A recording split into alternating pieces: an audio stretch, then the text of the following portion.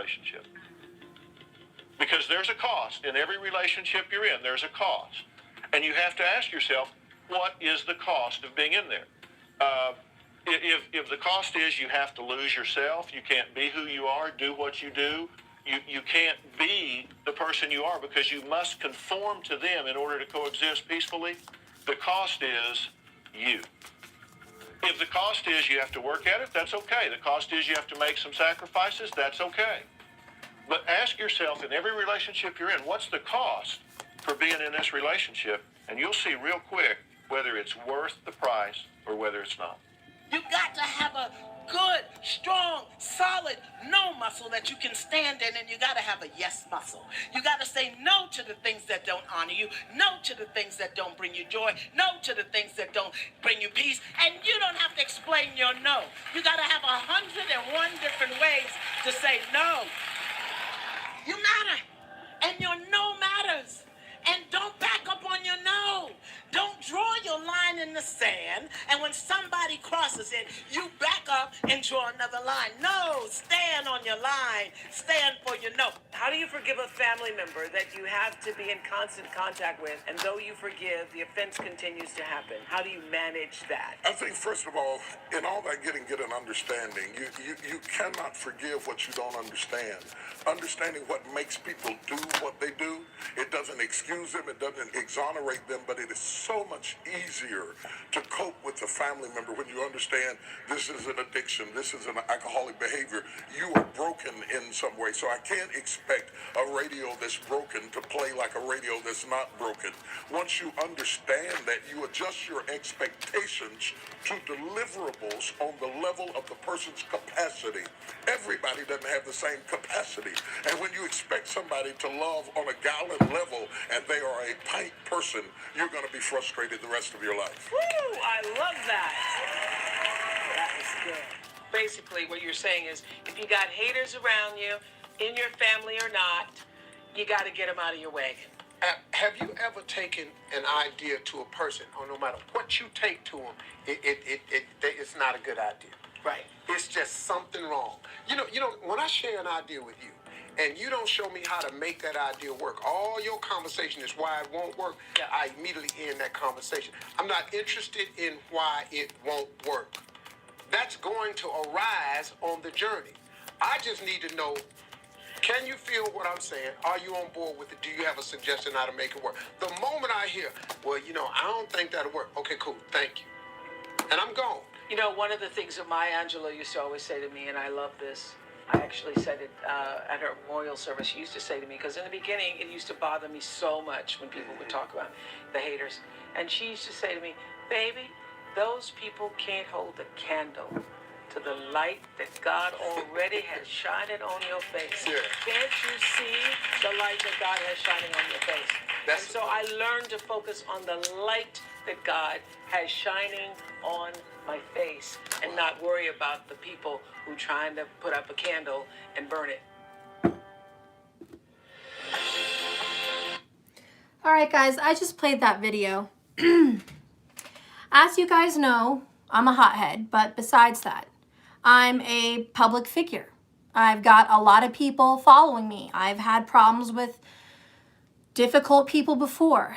My first reaction to getting hated on after my video last night was anger. Anger because it's women against women.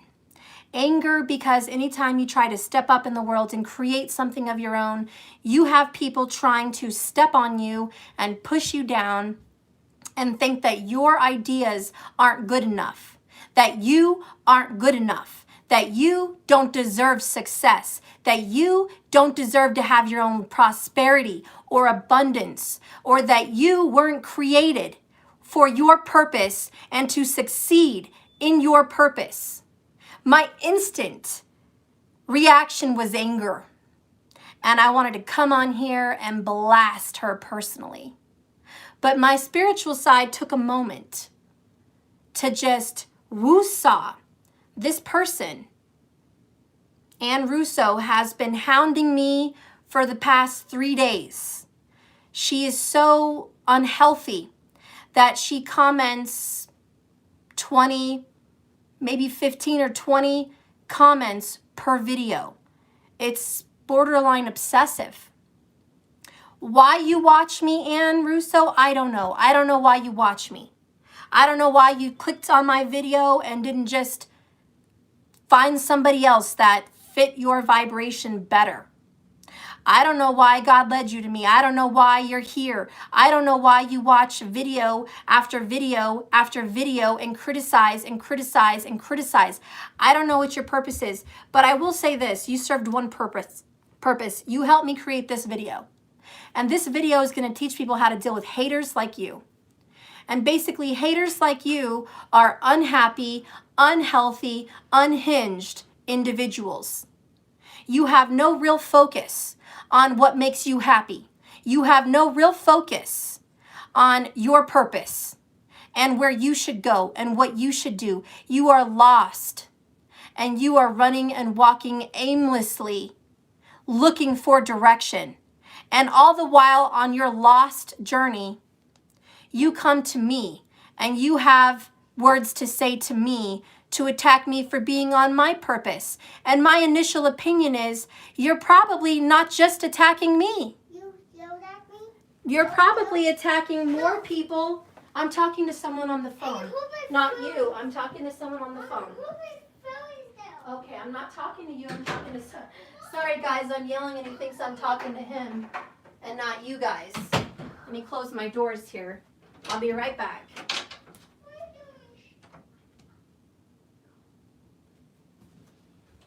All right. I better lower my voice and close my blinds. My kids think, who are you yelling at, Mom? You yelling at me? No. Anyways, my initial energy is you are pushing down more people than just me. So you're probably walking this journey, putting me down, putting 10 other tarot readers down, putting public speakers down, putting friends and family down, and putting the girl that your man is with down. Guaranteed. Guaranteed Ann Russo has a third-party situation. Guaranteed Ann Russo has someone who's cheated on her. Guaranteed Ann Russo is full of anger and resentment. And obviously she's been triggered. Now I'm going to get a bunch of spiritual sweethearts, the candy of the collective group, that tell me, be in love and peace, Steph. Don't let it get to you. Don't even give them time of day. Just breathe and let it pass. Let it go through you. Don't let it stick with you. Let it go. First of all, I am going to let it go. Second of all, if you don't think I know how to be a little candy-hearted sweetheart on this loving journey, dear heart, you are wrong. I know all about the sweethearts on this journey. I am not created to be that person. Maybe you are, and God bless your sweet, precious heart for doing that and saying that to me. But I don't need your comfort, and I don't need your coddles, and I don't need a pat on the back or a rub on my hand or a hug. All right? You can either be here and listen to me or not. But I'm here to tell you, Ann, and anyone else that is a hater, that I see you and I know your sadness and I know your depression and I know your anger and your resentment. And the reason you're attacking anyone is because you're unhappy. And the real reason, Ann, is because you can't reach your person. You are blocked. And that person has chosen someone else. And you can't get through. You feel unheard, unseen, ignored, unimportant, and you feel like yesterday's trash and you've just been thrown out. You feel discarded.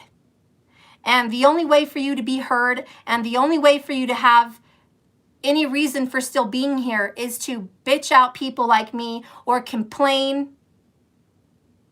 or be heard somewhere else where someone doesn't know you and your situation. I'm not going to tell you what you need to do because you're on the path to figure that out.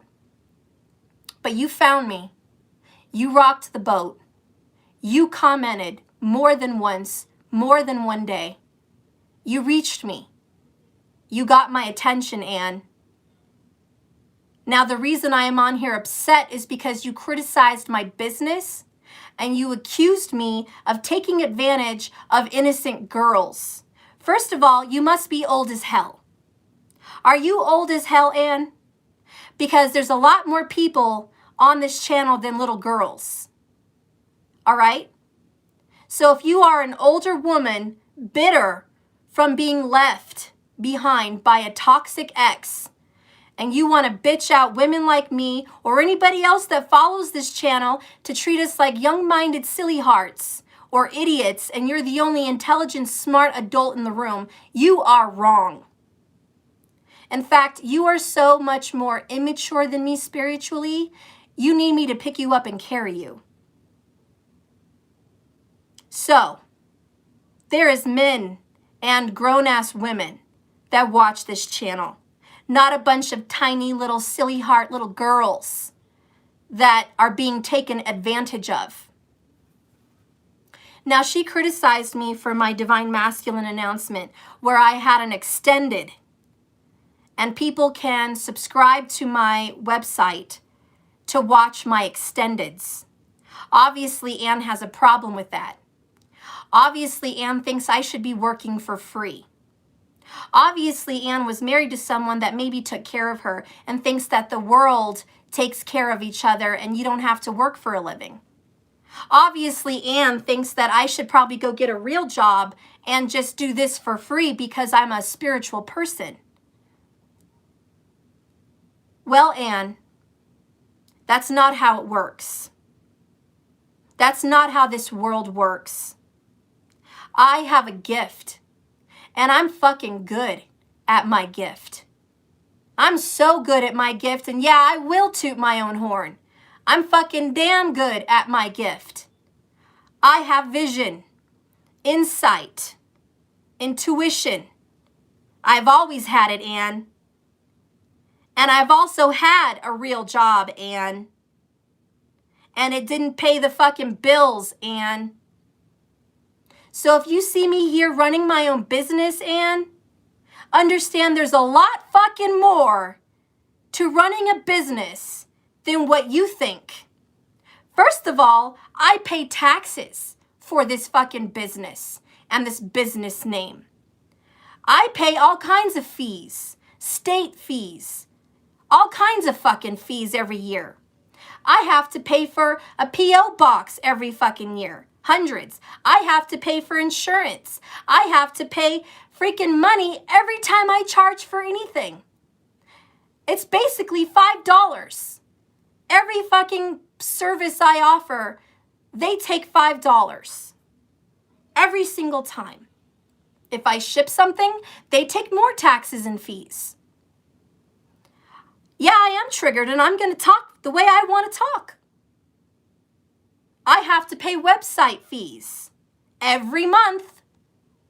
I have to pay email fees to have an email. I have to pay website fees. I have to pay server fees. I have to pay Acuity scheduling monthly calendar fees. Do you know, Anne, that I spend sometimes more money a month on bullshit ass fees than I make sometimes? I don't think you know that, Anne. So for you to ask me to offer all of this for free is stupid and ignorant and bullshit. I cannot just do this for free. And also, Anne, since you want to look out for the precious sweetheart little girls, I am one of them. You said single moms, single women, and what the fuck do you think I am? Who the fuck do you think I am, Anne? I am a young, single mother of 3 children. No one fucking takes care of me, Anne. No one. And their father is fucking dead. In the grave. 6 feet under, bitch ass Anne. I'm in this on my fucking own. Trying to do a decent business and offer a decent service. But I'm sure, Anne, people like you would rather spend $300 on a dress or fucking money on nails and hair than soul work, than answers and direction and counseling and someone that has been born with a gift to give them the answers they seek, Anne. Spirit provides. And if someone is led to me Spirit will provide them the funds to get the services they need somehow, some way. Spirit also has made a way for me to provide for my family using my purpose, using my gift. And by the way, Anne, there is more people that do what I do that charge much more than I charge. Much more. Much. There is people that do what I do that have a team that makes so much money they can support other people's monthly bills and create jobs. I'm not making that much, Anne. I'm just making enough to take care of me and my kids. But apparently that makes me a bad person, according to you. So I'm sure you'll pay decent prices for your nails and hair. I'm sure you're going to go pay decent prices to get your car fixed. I'm sure you're going to pay decent prices for your health bills, for your doctor's appointments, because you're probably older, Anne. Maybe you need to pay for some prescriptions as well. And I'm sure you're going to pay them some money. I'm sure you have no problem paying your insurance fees and all those other things. Those people are good workers and they deserve their money. But not me. Nope. Not the good old spiritual workers. We deserve shit. We deserve nothing. Because we have a spiritual insight, we shouldn't charge for shit. But everyone else can. So, I think you're full of shit. I think you're super judgy. And guess what? Your ass just got handed to you. Judge not, for if you judge, you will be judged back with the same measure you use. So since you came at me so hard, you just got judged. And if you want to go cry in a corner, booty hoo, then so be it. So be it. And anyone else that has a silly heart and thinks I didn't need to do this, you're wrong. You're very wrong. If I don't stand up for myself, no one else will. If people like me don't stand up for people making money in my community, I will. Because I find it to be damn annoying that people can pay money to go to Mind Valley Talks or TED Talks or spiritual retreats or buy books or go to mediumship courses or classes or go see people like on E with those psychic freaking audience readings. All that shit's okay because they're on TV. They can make a living. All the people on TV, they can make a living. Yeah, someone mentioned Oprah. Guess what? She gets to make a living. Dr. Phil, he gets to make a living. Everyone gets to make a living. But when a woman wants to beat up on a poor little single mom struggling, trying to make a business on freaking YouTube, you want to attack my ass? For charging fair prices? First of all, I know you're not a psychic because your energy is so fucking low vibe, it scares me. I don't even know how you found this channel. You have hella low vibes. Hella low vibes. Super duper low vibes. And that is exactly why you're miserable and bashing me and single right now and being dissed. That's why. You have chased off your person so far, he wants to see no return for you. And I don't blame him. Because if you want to bitch and moan and come down on people like you just did for me, you're going to get it right back. He's giving it back to you, and I'm giving it back to you. And it's wrong. You want to pretend like you're a nice person? You want to pretend like you're looking out for others? Like you have a heart? You want to pretend like that? Go ahead and pretend like that. You're living a fantasy. You are a bitter, cold, low vibe, inconsiderate, self-centered, possibly narcissistic individual. You think the whole world is about you. You think every tarot reading you watch is about you. and it should be your reading. You think the world should bend at your command. You think people like me should do things for free for you because you're born, because you're God. You're wrong. And I think the path you're on right now is a rude awakening. I think the reason God put you on this path is so you could have a rude ass awakening. Maybe you're going to watch this video. Maybe you're not. I don't care. I'm just going to block you. That's all when I'm done with this video. I really don't care. But to have you attack me as a person, yeah, it triggered me. I'm a fucking human being. I can be a psychic. I can be an intuitive. I can be a healer. But I'm also a human being. And so anyone that wants to judge me and say, oh, you can't be any of those things if you have a moment. Correction. Every human being has a moment. And thank you, but I don't want cancer. I'm going to go ahead and let my feelings flow. If that upsets you, I'm sorry. You don't have to watch this. This is my channel, my podium, my voice, my message. And it might help some other people, and it may not, and that's fine. I don't care. I came on here so people that have to deal with haters like that, maybe you have a tarot channel, maybe you're just a nice human being walking this earth and you are judged. Maybe you have a job that no one else likes and doesn't think you should get paid for it. Well, I'm here for you. I'm here for you. You should always stand up for yourself, because if you don't, no one else will. You should always speak your mind, because if you don't, no one's going to know. If somebody confronts you, maybe it's your purpose to confront them back. Give them a dose of their own medicine. So anyways, I pulled some cards for this particular shitty ass hater energy who thinks that I should be working for free.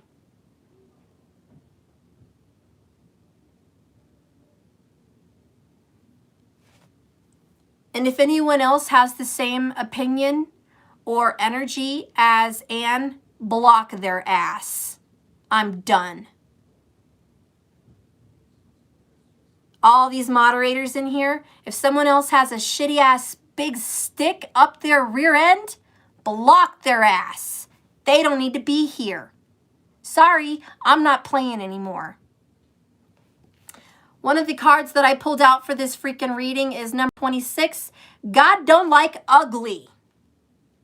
Nastiness, clash, strife, resentment, argument, spite, grudge, or revenge. And if you think this is revenge, it's not revenge. It's a flat out, I saw you and here's my opinion.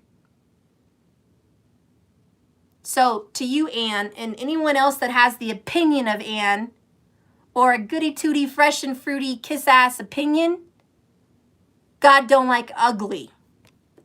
And my message to the judgers out there, you will be judged. And with the measure you use, honey. How do you like it? Do I have any people out there that like to point fingers, judge, judge, judge, judge, judge? What, you think people like me aren't going to stand up out of a crowd? You don't think fire signs like me aren't going to get up and confront your ass? Sorry, you've been dealing with a bunch of cowards. Sorry, you've been dealing with a bunch of people that cower to your judgy energy, but I ain't one of them, honey. I ain't one of them. At all. Just saying. You want to get Brody? You feeling froggy? You want to jump? You want to come up in this chat and comment? You want to comment in the comments and bash? You want to fight? You want fire with fire? You're going to get it. You're going to get it. You're absolutely going to get it. You want to clap? I clap back. And I usually take a lot of the haters and the comments and the bullshit, but what really gets my goat, what really gets the fuck under my skin is people that fucking judge spiritual people. Like we got to be put on a shelf like a piece of porcelain. Like we don't have hearts or feelings. Like we don't have something called anger or, I don't know, maybe a hurt feeling once in a while, maybe a trigger. Let me give you some insight. We are human. All of us. Spiritual people know the right way to heal, know how to process their feelings, know how to work through their anger, but they still get fucking angry. Just because you turn spiritual doesn't mean you just quit. I don't know what path you got brought on, but that's not the right path. Even Buddha got angry. Even Jesus Christ himself got angry and threw over tables and knocked over gold and services in his Father's house. Don't tell me people don't get angry. Even John the Baptist got angry. Even Peter the Rock out of the church got angry and cut that motherfucker's ear off for coming after Jesus. Oh, I know, turn the other cheek. Yeah, that's the best advice. And people can try. But at the end of the day, we're human. And just because we want to lash out because someone lashed out doesn't make us any less spiritual. So if I can teach you a lesson about anger, please let me be the exhibit. This is anger. This is a trigger. Now I could either A, shut my mouth, not say anything, block her and delete her, and act like it doesn't bother me, even though I know it does. Carry that resentment, carry that anger, carry that anxiety, carry those thoughts in my head all fucking day and tomorrow and whatever the fuck. Does that sound good to you? Does option number 1 sound good to you? To pretend and wear a mask and act like it doesn't fucking bother me? And just hold it all inside? Do you really think you're going to give me good advice as a spiritual leader to tell me to just bottle it up? Do you kind of think maybe that could lead to other issues? Other physical issues? Well, you're wrong, because it will.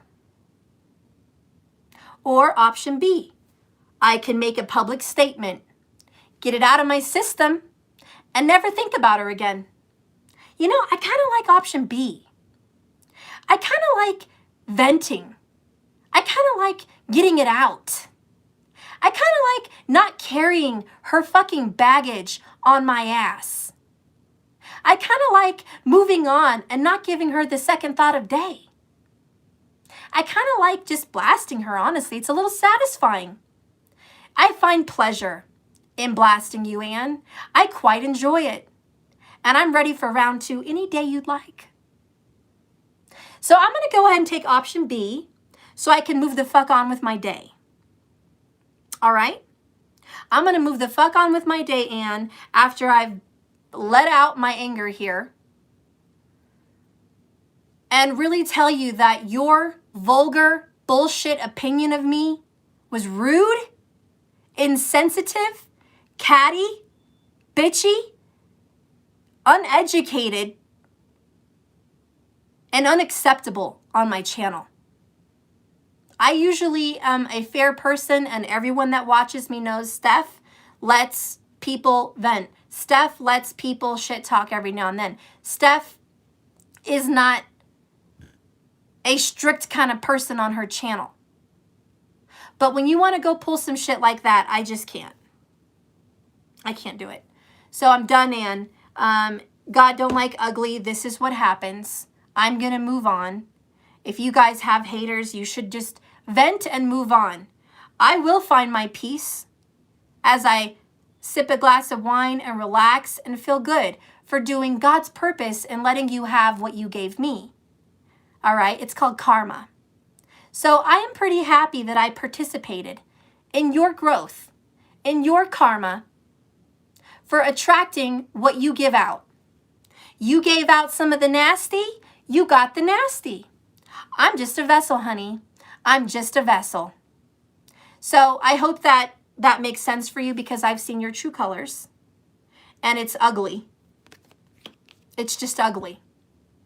And I resent the fact that you want to protect people, but when people like me actually need a business to survive, you bash me. You are a hypocrite, Anne. You are an uneducated hypocrite. And you are also very bitter and very bored and very alone and quite possibly old and grouchy. And I just can't tolerate people like that. Get a life, Anne. Get a life. You need one. And when you find one and you treat people with respect, you get respect back. And when you treat people with love and understanding, you get love and understanding in return. So hopefully that made sense. Obviously, we had the talk. That's what I came on here for. That card got pulled out. Okay. Life renewed. Guess what? I'm going to pop out of this little caterpillar shell and I'm going to be fine. Okay? I'm going to be fine. I am the divine feminine. And if you are, you should work on it. You should really work on it. Thank you all for the $50 Cash App. I appreciate that so much. Thank you, Sunvow. Yeah, for those of you just coming in, I had the deal. I put it in the thumbnail. She left a really stupid comment and basically insulted me for having a business and insulted me for having a subscription. Just insulted me. Not valuing what I do. And I just want to give some insight here. I am a very good intuitive. I do damn good readings. I'm pretty proud of them. And I did this channel because I knew I could do better than a lot of people out there, and that genuine people have to put their voice in there. I find myself in the medium range of prices. I'm not the highest and I'm not the lowest. I have a good self-worth. Part of the reason I'm so good at what the fuck I do on this channel is because I do have good self-worth. I know my value, I know my time, I know what I offer, and that's where I keep it. If I was a bargain bin tarot reader, you might find me very cheap somewhere, being drained and giving lies for readings, because I wouldn't know what the fuck I'm doing, and I wouldn't value myself, and I wouldn't be as far along on this journey as I am. Not only am I very far on my twin flame journey, and very far into my spirituality and self-worth, and very far into prosperity and abundance, I wouldn't be where I am without that self-worth. So if anyone has a problem with my business or my prices, then you don't understand.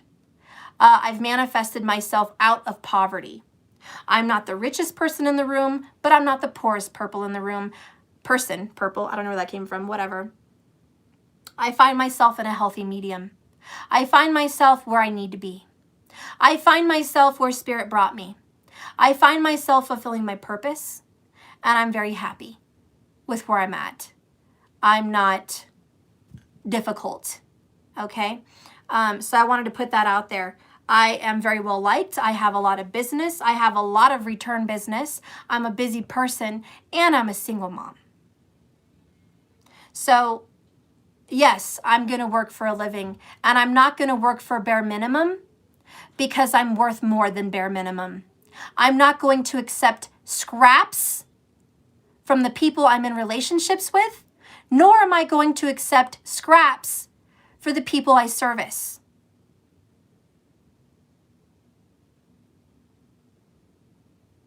So anyways, I don't deserve scraps.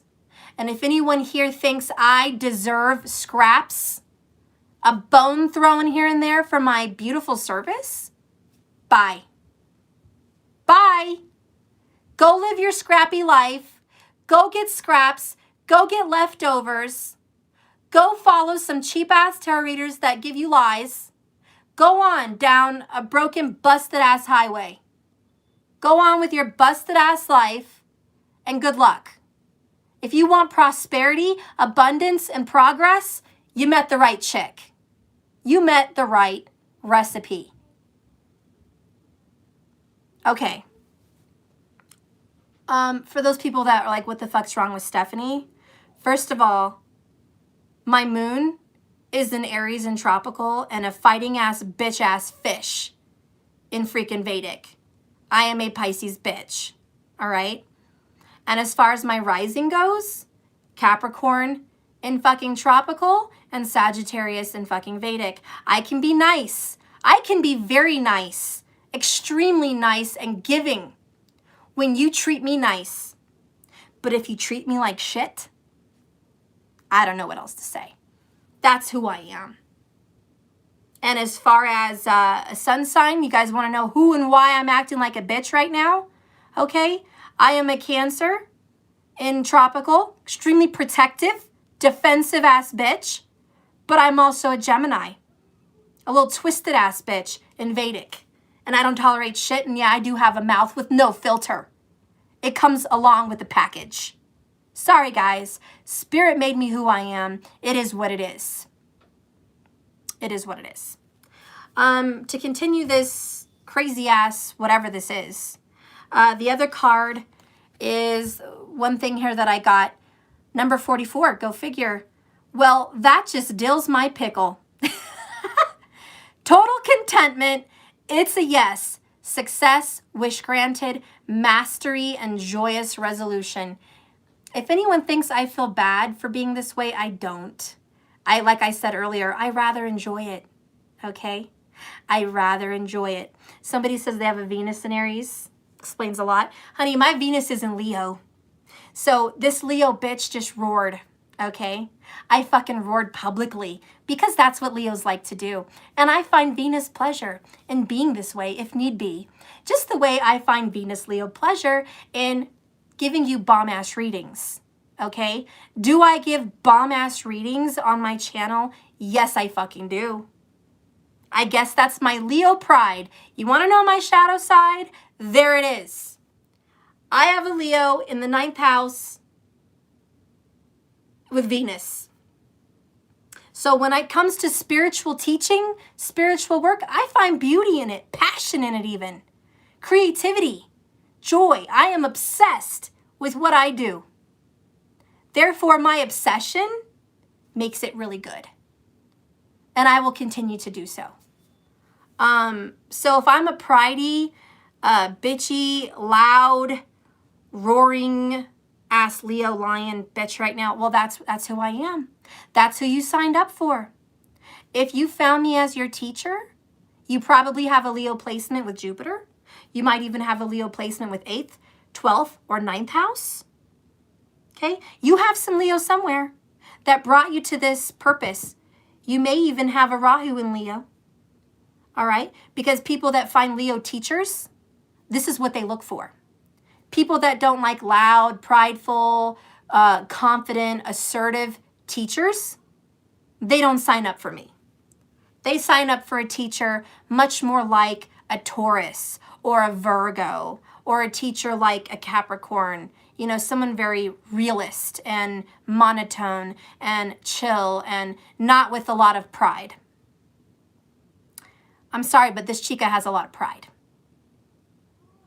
Okay? So hopefully I didn't rub everyone the wrong way. You should see how I get in defense of my kids. It's 1,000 times worse. I guarantee it. And you don't want to know me in person when it comes to that. You do not want to know me in person. Trust me. I'm not a violent person, but I have a mouth. That's all I have to know. I'm smart and I have a mouth. I usually find my way through problems. And I know how to get where I want and say what I need to say and talk to who I need to talk to get shit done. So watch your ass. I should have been a lawyer. And in another life I was. All right? And I have multiple planets in the 7th house. I could be a very good argumentative debater or lawyer. Some people get scared. They get butterflies. They get nerves. They get an upset stomach when they think about arguing.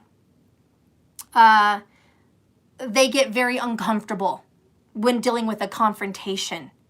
It makes them upset. That doesn't happen to me. I get excited.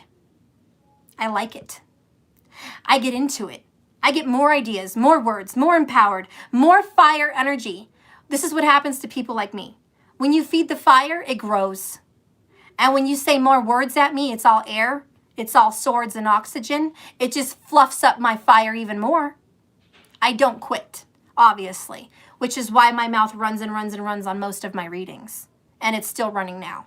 40 minutes and I'm still bitching. Can you imagine me in real life? Dear God, probably not. If I have been bitching for 40 minutes straight, I can keep going. But I'm going to try to keep it short for this little message. The other card I got for handling haters is, I've searched for you in others, but nobody compares. I feel like when people are haters, and like, Ann, you're a hater, you search for people to hate. That is your ex. You have been searching for your ex or the person he's with to bash at. And since you can't reach them, you got a hold of me.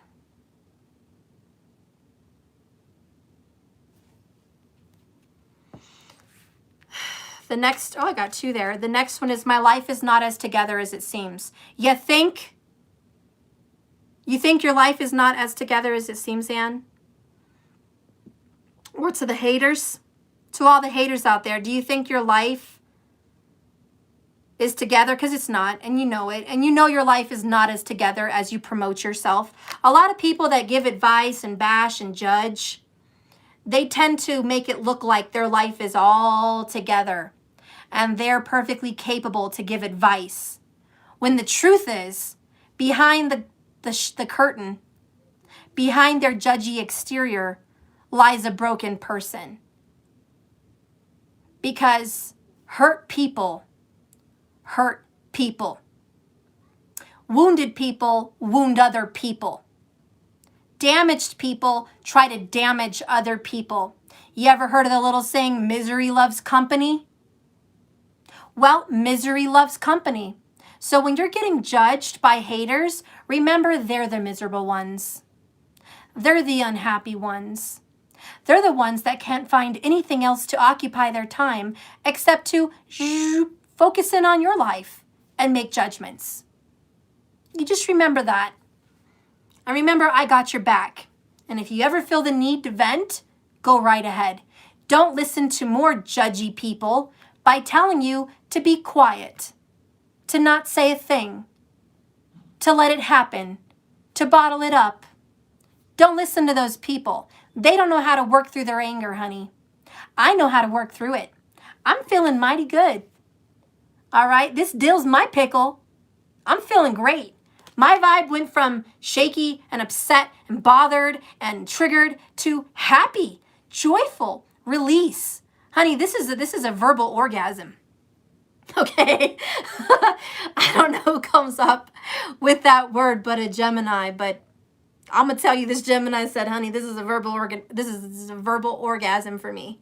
I love to lash out. And if you think that my vibe is low, honey, you're wrong. It's high. I'm feeling really good. This is what I needed.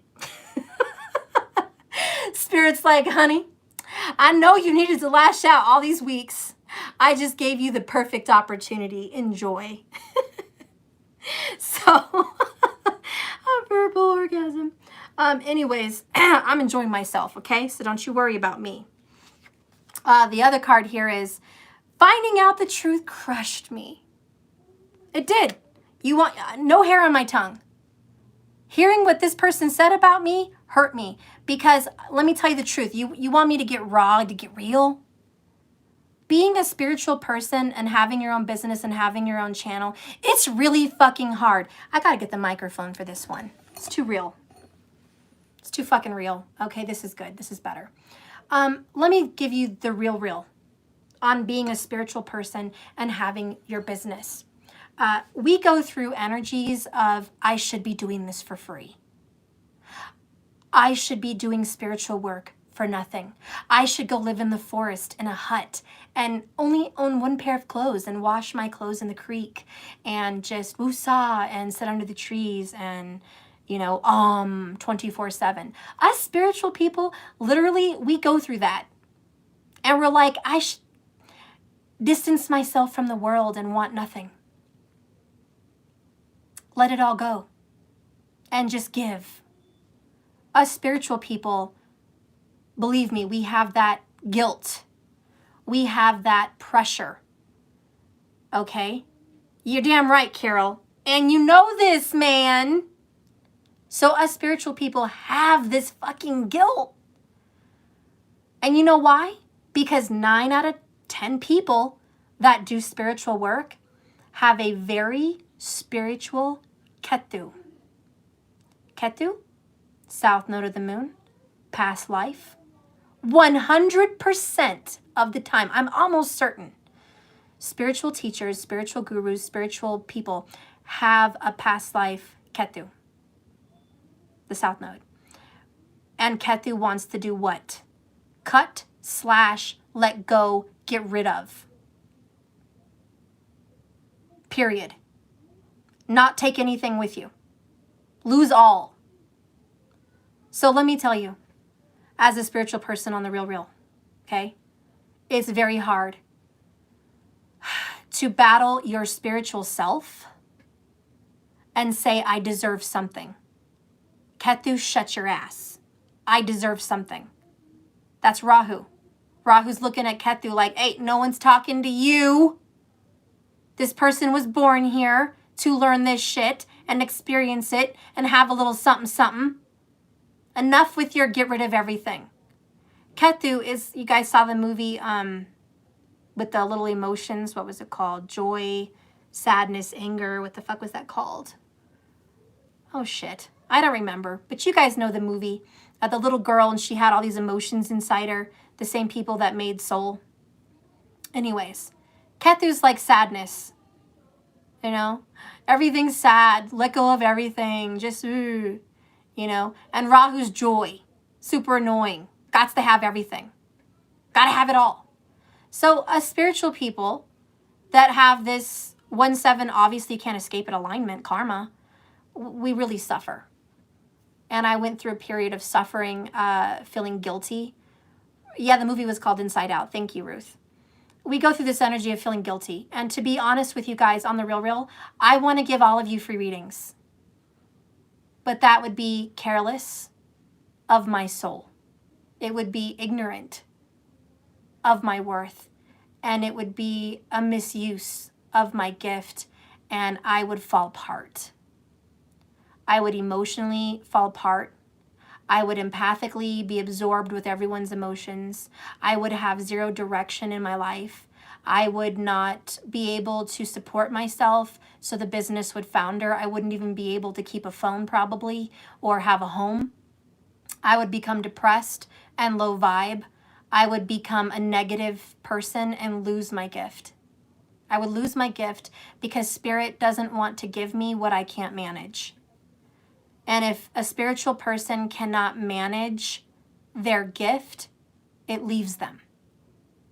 Do you understand? It's like that story when someone gave, in the Bible, somebody gave someone a bunch of talons. Okay, I don't know if it was like 3 or 10 or what the fuck ever.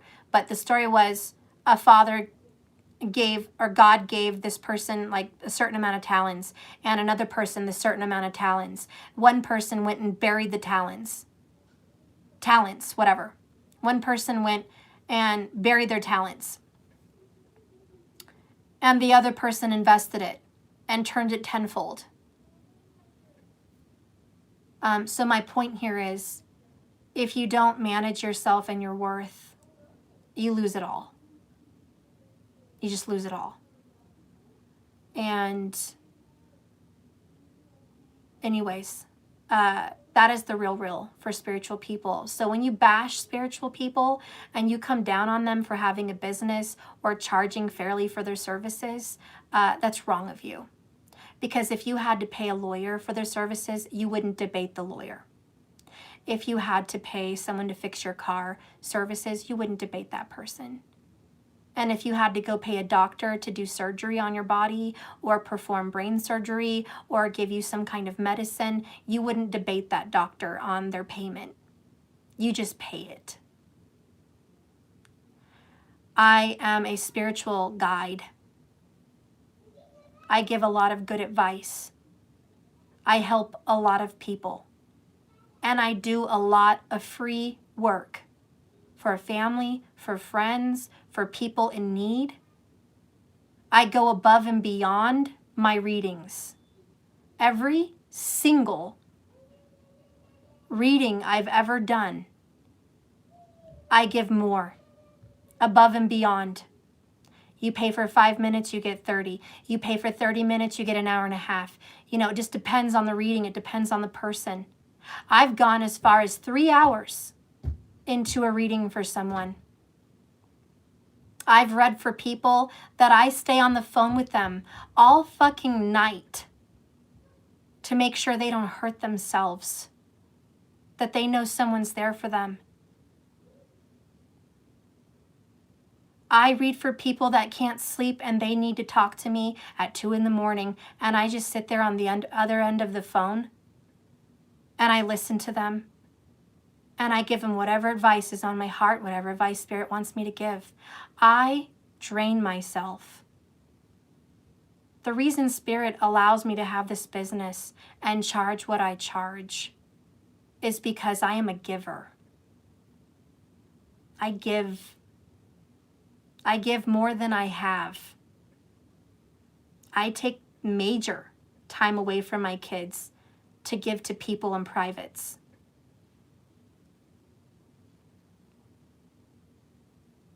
I give and I give and I give, and sometimes I cry because I feel drained and I have nothing left.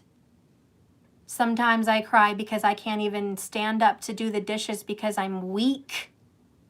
Fucking weak. Because I channel. My back hurts severely because I have financial stress. I have so much money I have to pay in the next 30 days, you guys couldn't even imagine. I mean, maybe you could imagine. I have to pay about $9,000 in taxes in the next 30 fucking days. And do you know how much money I have in the bank? 0. Thank God they extended the taxes to May. I need a new car. I'm driving around a 15-year-old car that I don't even trust to take me 60 miles because I can't afford a fucking car payment. I can't afford $200 a month on a fucking car payment. I work from a phone instead of nice video equipment because I can't fucking afford it. That's the real. I struggle every month to put food on the table and pay my bills. And to be honest, right now, I owe a lot of money to the utilities. And I've been working with them to make payments, and I feel like I'm always behind. I have a credit card to Kohl's. I bought the kids a trampoline last year, and the fucking interest rates and late fees, I keep paying on it. I'm not even done paying on it. And it was only like $400. I think I only owe $250 left, but it feels like every month I pay the minimum and I still owe and I still owe, and I'm never going to get over the hump. Never going to get over the hump. Ever. Sometimes that's how I feel. Okay? So this is to fucking Ann Russo that bitched me out for charging what I charge. It's rude.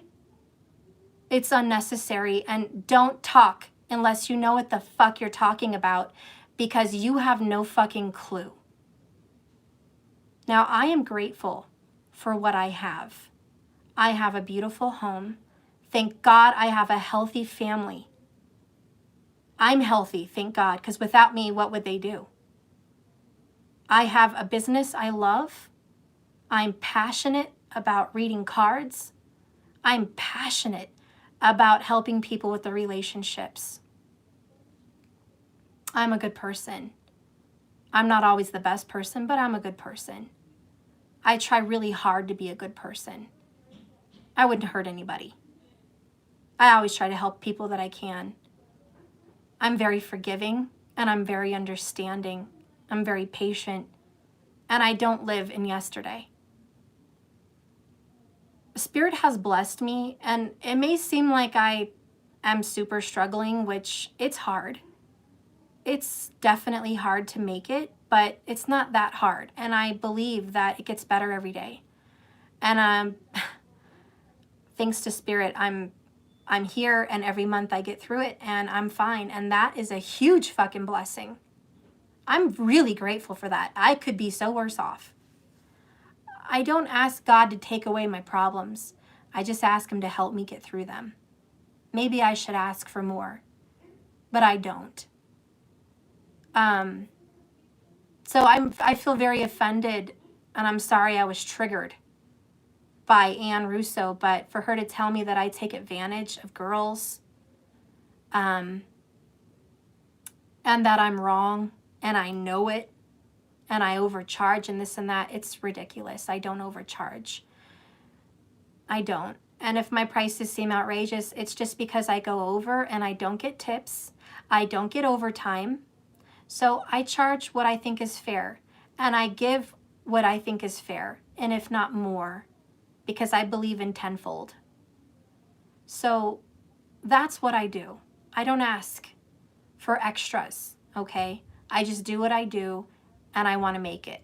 I just want to be able to take care of my kids. Is that so wrong of me?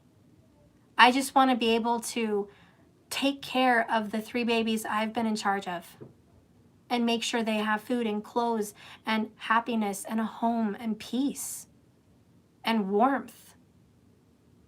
That's all I want. That's the only reason I even charge anything. Because when I started this business, I was free 100%. I was really happy to just help everybody and anybody. And I'd never done it as a profession before. I had to, I used to just do it for friends and family and myself. It wasn't that draining. But when I started being on YouTube and I started helping more and more people for free, I started finding out what it was really about, and that I was really drained, and that I couldn't possibly help everyone. I had to start managing myself and listening to Spirit with my body and knowing what I could handle and what I couldn't handle. And Spirit gave me a gift and said, I'll bring to you the people that need to come to you. And that was a message from Spirit, because I felt like I wanted to help everybody. And Spirit, mostly in my mind and in my feelings, told me, I'll bring to you who needs to come to you. And that's that. He was going to make the rest of the magic happen. Spirit makes the magic happen. He gets me what I need, and he gets the person that needs me what they need to get me. And we're a team. I'm just a vessel. So I have to believe in that. And I also have to believe that Spirit says, I want you to be provided for. I want you to make it. I want you to be able to be safe and your children to be provided for. And if you listen to me and follow this path, I'll ensure that you are. So anyways, yeah, I lash out. I have a temper. And, guys, I'm not perfect. So that's what happened on this video. I'm a human. I'm a spiritual teacher. I'm a fiery hothead. I'm a mom. I'm a person. I'm human. So if anyone was offended at this lash out, I do apologize. I think I'm entitled to it. And I do believe God works in mysterious ways. I believe Spirit works in mysterious ways. And I think that if the ugly was revealed in this video, it goes to show you, if you act ugly, you get treated ugly in response. And I was used as a vessel for that, for her. And it wasn't nice, and I'm not saying I enjoyed it. I mean, fully. I don't enjoy coming on here and having a stupid video like this. I enjoy lashing out, but I don't ask for that problem. I didn't ask for that comment. I don't enjoy those comments. But when they come up, I'm happy to do what I have to do to work my way through it. Now, I've worked my way through it. I'm calm now. I'm calm. Do you see how calm I am? I'm calm. I feel good. I vented. I let it go. Do you know how many people don't?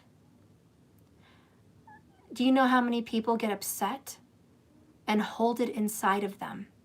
And it bothers them when they're driving and they get in an accident or a ticket, or they get sick, or they get irritated with their friends and family, or they take it out on their animals, or they hurt themselves. There's a lot of people that bottle these things up, or they start to do poorly at work, or for other readers that get bad comments and they just let it in and they're like, I can't express myself.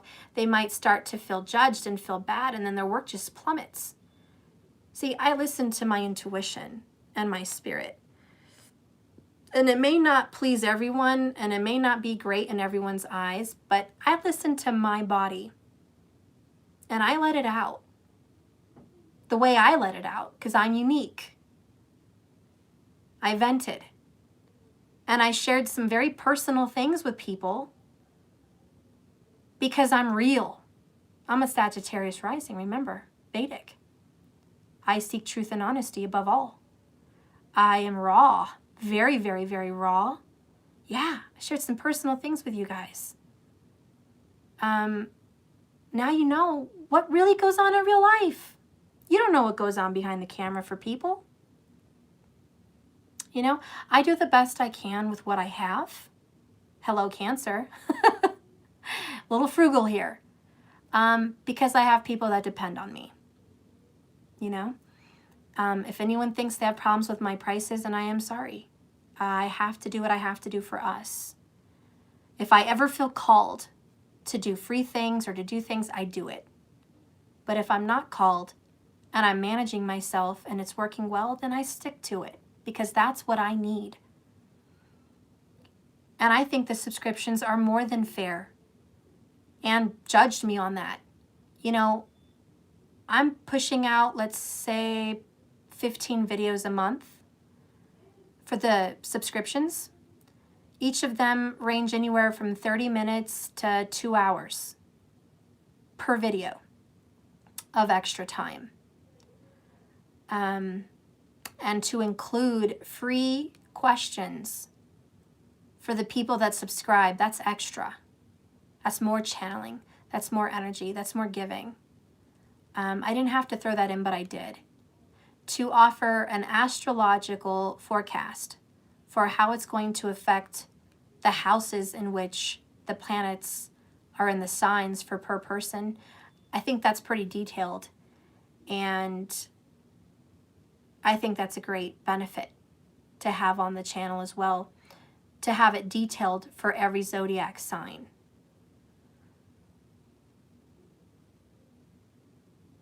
If you figure you would pay, let's just example, $9.99 an app with your personal birth chart and forecast monthly for, say, you know, I don't know, some astrological app. And you want to have updates on the planetary placements and how it affects you. They do have those apps. And it's just $10 a month for you, and that's cheap and that's awesome. But that's included in my subscription. So not only am I giving extendeds with detailed answers,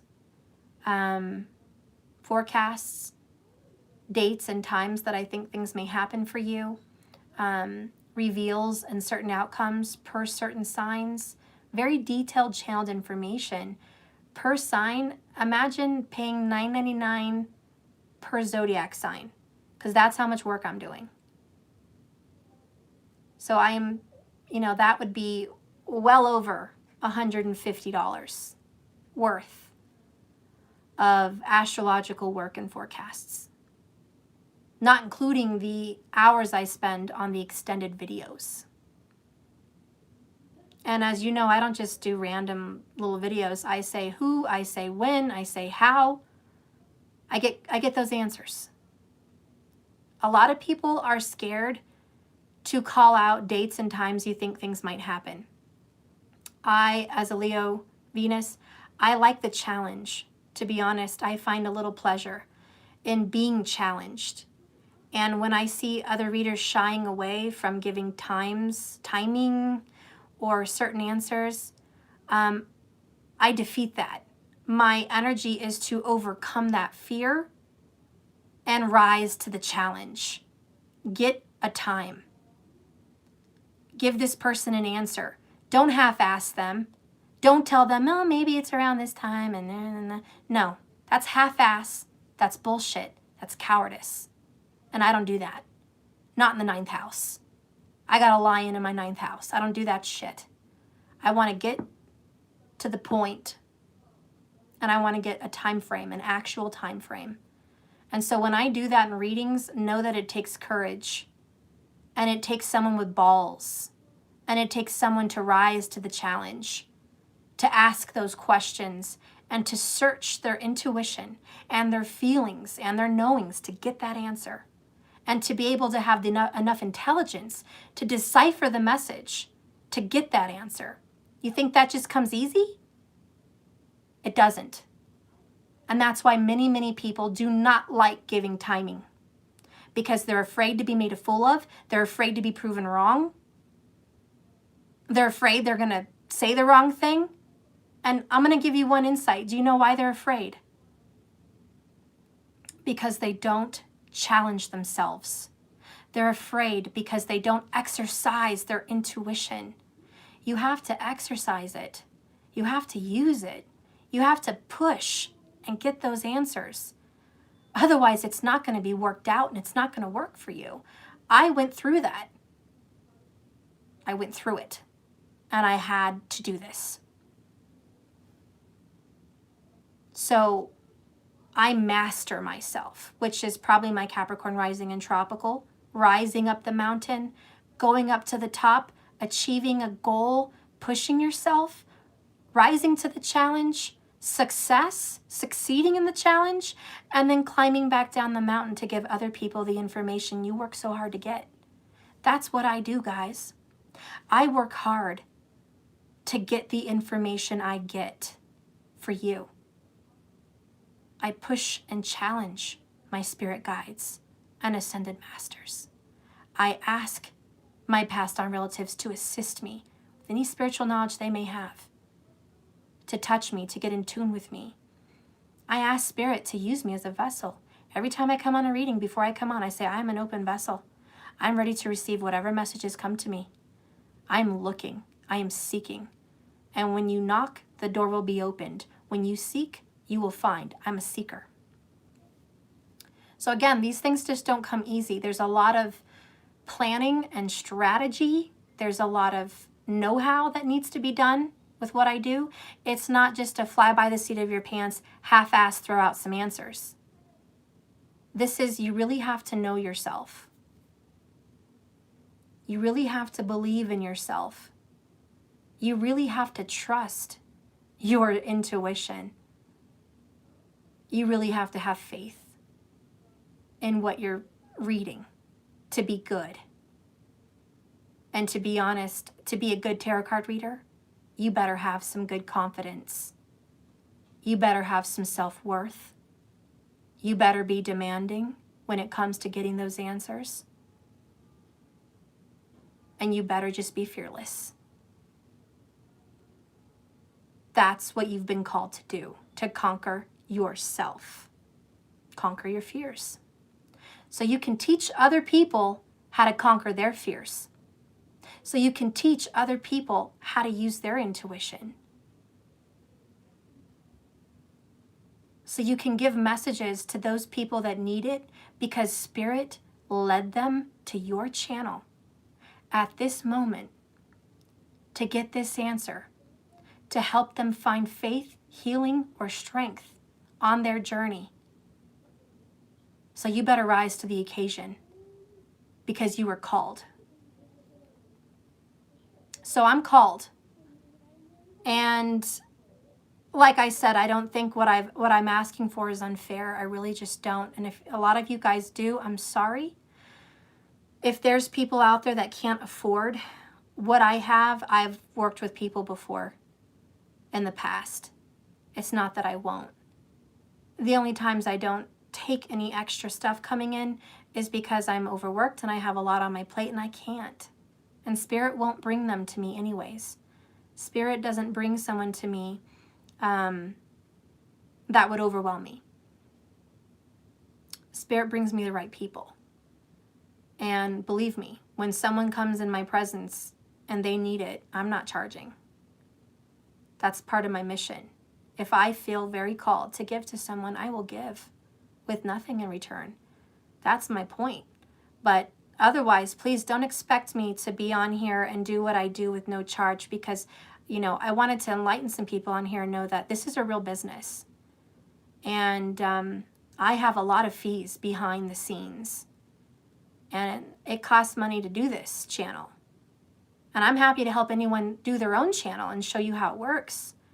Give you some tips and tricks and all those good things. I wish I was more popular. I wish I had 400 million subscribers, you know, and maybe that day will come, but not now. Heck, I wish I had 400,000 subscribers. I don't. For some reason, Spirit keeps it the way it does, and I'm fine, because whatever I have right now is more than enough. I'll grow when I need to grow. Right now, I need to be a mom, and I need to run this business, and I'm perfectly fine where I'm at. And Spirit keeps me there. Thank you all for watching and being supportive.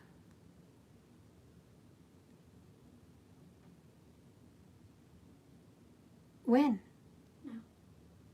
Where? No. Auntie? Auntie. In our family? Mm-hmm. So it's our go-kart? No, hey sis. Hey. Hey, since the guys were, I should have asked you maybe last night. Since the guys were on guys now, I was thinking me and Mariah could do a little auntie time. Oh, yeah. Yeah? Yeah. Yeah, just make sure. Before, we got him and make sure that was okay. Yeah, that's good. You look cute. All right, love you guys. All right. Yeah, so anyways, that's that. Hopefully I didn't scare everybody off of my channel. Sometimes I scare people off of my channel like, Stephanie, that was uncalled for, that was rude, I don't want to follow you, and that's okay. Honestly, I'm okay with that. If people choose not to follow me because they watched 5 minutes in and they had to stop and click off and just unsubscribe, I mean, that's fine if that's what people need to do. If everyone else listened all the way through and you made your decision based on the end, then good for you. You were meant to hear it all the way through. You got to see live processing. This is how you process your emotions. You lash out and then you work your way through it. I'm pretty damn good at working my way through anger and making peace. I love to make peace, and I'm making peace.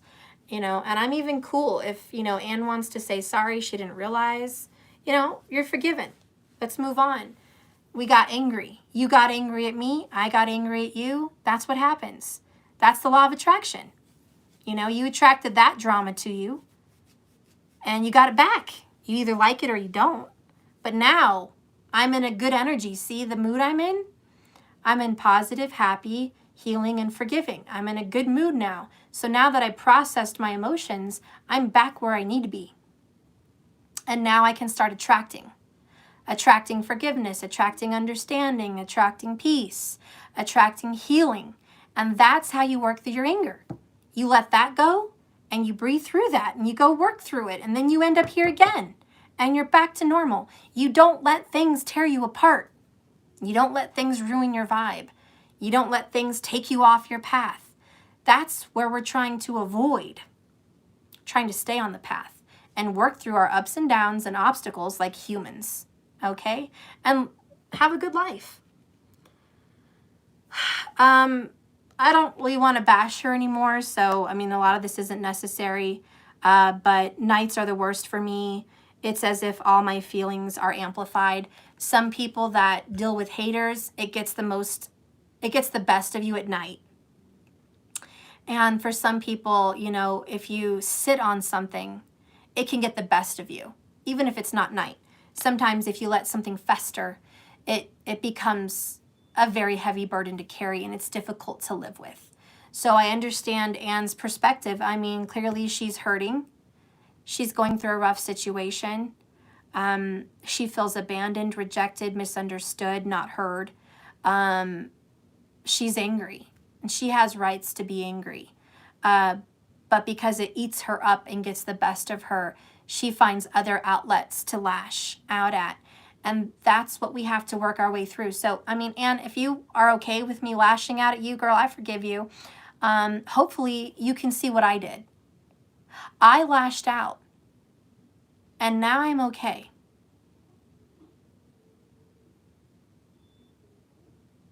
And that's how you work through it.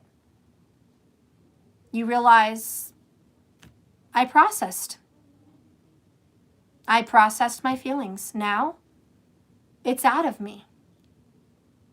I'm calm. I'm not triggered. I'm at peace. It's out of me. It's almost like eating something toxic and you have to throw up and get it out. Can't stay in your body. That's kind of the same thing with anger. It's okay to be angry. Just don't take it with you. Get rid of it. Turn it into joy, peace, and happiness. And I turned my anger into joy, peace, and happiness. It felt good to get that off my chest. It felt good to tell everyone, you know, I feel bad about charging you these prices, but look what I'm dealing with. I'm driving a crappy car. I've got bills up the yin-yang. I have things I can't afford. I'm making it, hopefully, you know. I have to have some confidence. I am making it, but sometimes it's a miracle that I make it. You know, I have to get real with you guys so you know we're all real. We all have issues. I understand that some of you guys can't afford what I do, and that's okay. I do tell you this. Manifest. Manifest your way out of poverty. Manifest your way out of struggling. Manifest your way out of not being able to afford these things. That's the way out. If you stay in the energy of lack and not enough, or you budget yourself to where you can't spend certain amounts and you refuse to, it's going to keep you stuck. If you start living bigger, viewing things larger, making things happen, your life changes like magic. That is the truth.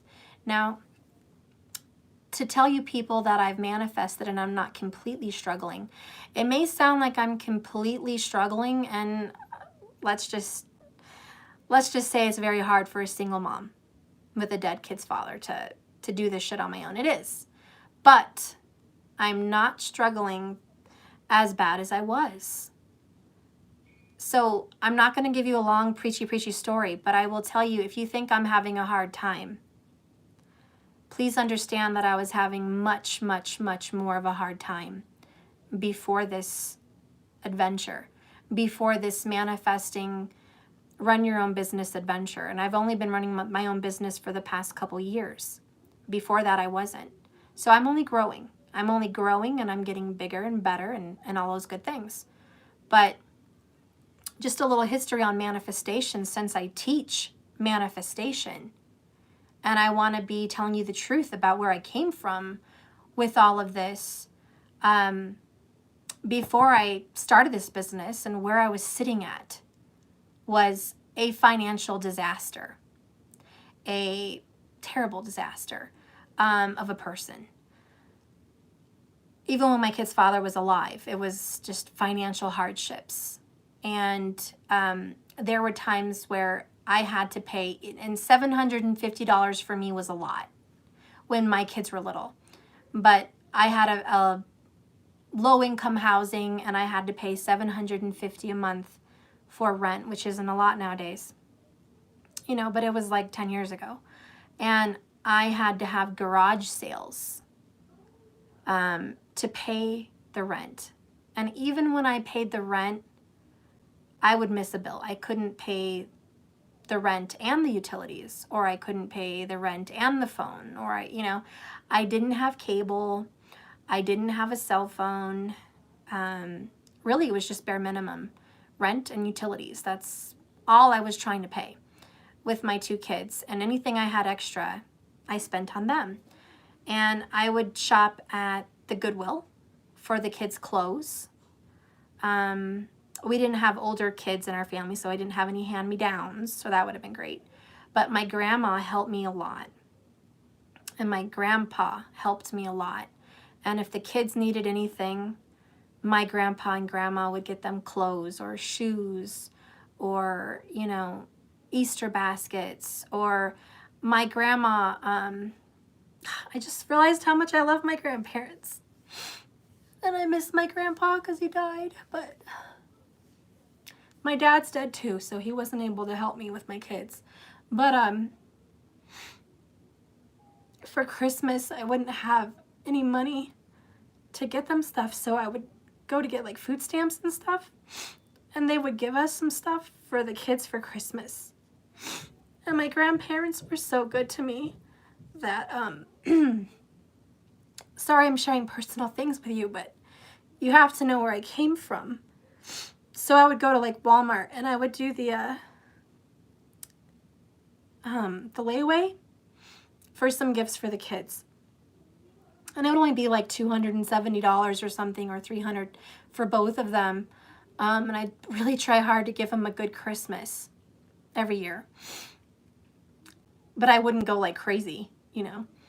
And my grandma and grandpa would always tend to pay my layaway, because I would pay the 20% and not tell them. And then it would be like a week before Christmas, and my grandparents would say, where's your gifts for the kids? And I would say, well, I'm trying to sell enough stuff with this garage sale to pay off the layaway. And I felt so ashamed that I needed help to buy them stuff. I felt like I was just a terrible mom, and I was just terrible, and I felt bad about myself.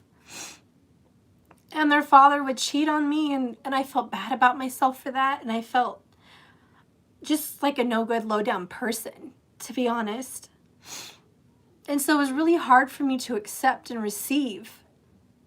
So I struggled with receiving help. I struggled with receiving things. But that's how I would get them Christmas. And, you know, shopping at the used kids' clothing stores and giving them clothes that I already had so I could get credit to get more used clothes was kind of how I made it with things like that. And it was really hard. And I would move from place to place because I would get evicted sometimes. I couldn't pay the rent all the time, and I'd move and I'd stay with my family for a little while and get another place and stay there for a while and then get evicted and have to find another place. Or I would just stay with my family because we couldn't have another place. And it was really hard, and the kids will never know how hard it really was. Anyways, that's a situation I came from. And I had applied for Section 8 with my kids when they were little, like 3 and 4, and it never came through. The acceptance took years. And by the time I actually had Section 8, they were much older. And so I already went through a lot of hardships. And by the grace of God, like, I was going to move into this women's support house. And I remember fighting with my mom because we didn't have a good relationship at the time. And I didn't know what to do, and I didn't have a place to go, and I didn't want to burden my grandparents with me and my kids. It was very hard. I didn't have my dad, and I don't have older siblings, and I don't have aunts and uncles that are around, you know, that help me or anything. So it's just me, my mom, my grandparents, just 3 people in my life. And my mom is more of tough love. She didn't want to give me any major support. That's just my karma. Don't hate on her for it. It's just my karma that my mom did not ever want to pay my rent or pay my bills. She wanted me to learn the hard way and go through life a difficult way. And that's my birth chart. That's what I have to deal with. It was a very difficult relationship with her growing up, but it taught me to be strong and resilient and resourceful. And my grandparents can't carry me through life. So I ended up wanting to go to this place where they help women for a year, and they help you for free. They give you a little apartment for a year so you can get on your feet. And so I just signed up for it because I was going to be homeless again. And I was going to move into that place literally the next day. But the day before I had to move into this place, I got a call from the Section 8 after years and years and years and years of applying. I got a call, that I was approved. And that was when I first started manifesting. And how I manifested the Section 8 help was, I have no answers. I have no money. I have no help. I have to get out of this myself, and it's going to be okay. And then I found that place where it was a really nice apartment, and it had big windows. It was a 3rd story. There were beautiful trees everywhere. There was a little park. And I felt really happy about this apartment that I was going to be given from this women's assistance program. It was women for, I had to deal with some domestic abuse and domestic violence. And I needed to get away from my kid's father at the time. So anyways, I was able to get this help and get in sooner, and I was really happy. And so I was like, this is going to be a fresh start for me and the kids. We're going to be happy. I'm going to get on my feet. I'm going to get a good job. Everything's going to be so great. And I started feeling really good, and I started visualizing us in this nice apartment, and I just started feeling I'm going to have a really good life now. And I got out of being down in the dumps. And I was really happy. I wasn't feeling bad for us. And I think that's the start of manifestation. I wasn't feeling bad for us. I used to always feel bad, and I got more bad and bad and bad. And when I started feeling good, which was a blessing, I got the call from Section 8, and they said, you've been approved, and you can go out and pick whatever house you want that accepts it. And I was like, oh my God, I don't have to move into this women's like shelter place. We can actually go get our own little home somewhere. And I get, and again, by the grace of God, I was moved like right up the street from my grandma. I was blessed. I was beyond blessed. And not only that, I got an amazing house for a steal. What I would have gotten in an apartment would have been like a 2-bedroom crappy apartment for what the voucher I had. But I was able to not only get a really nice house, but a really nice yard right next to my grandparents. Like I could walk there. And I had a 3-bedroom, 2-story home with a sunroom and just spacious, nice neighbors, great neighborhood. I was so blessed. So I stayed there for a few years, and I was doing good. I had help finally, and I didn't have to struggle as hard. Weight off my shoulders, and I felt really good, and I started manifesting, and I went to these classes because you get Section 8 and TANF and stuff. You have to get classes to help you do better for your life. So I was taking these classes and talking about owning your own business or working in customer service. And I'd always been good in customer service and in sales, and I got myself a really nice job, and the job paid well, and I loved my job, and I did well. And what it did for me, it boosted my confidence. It rose me up. It made me feel good about myself, good about what I do. And I surrounded myself with good people, and I was able to move into the place I was working with. So I got a really nice place. And I manifested that. I manifested a good job. And then I did a manifestation. I want to say sorry for when you got mad at me. Okay. I love you too. I'm I wasn't mad at you. I was talking to people on the phone. Go on. Why you get mad at me? I'm not, sweetie. I'll talk to you in a minute. Close the door. Well, I'm gonna hurry up and go there, Steph. But I mean, I saw someone happy for you, Steph. Thank you. Sorry, I read while I was talking. Anyways, I'm gonna skip. Sorry, I did not mean to go in a long story. I told you I wasn't. I got emotional. I'm sorry. I don't know where I went in the past.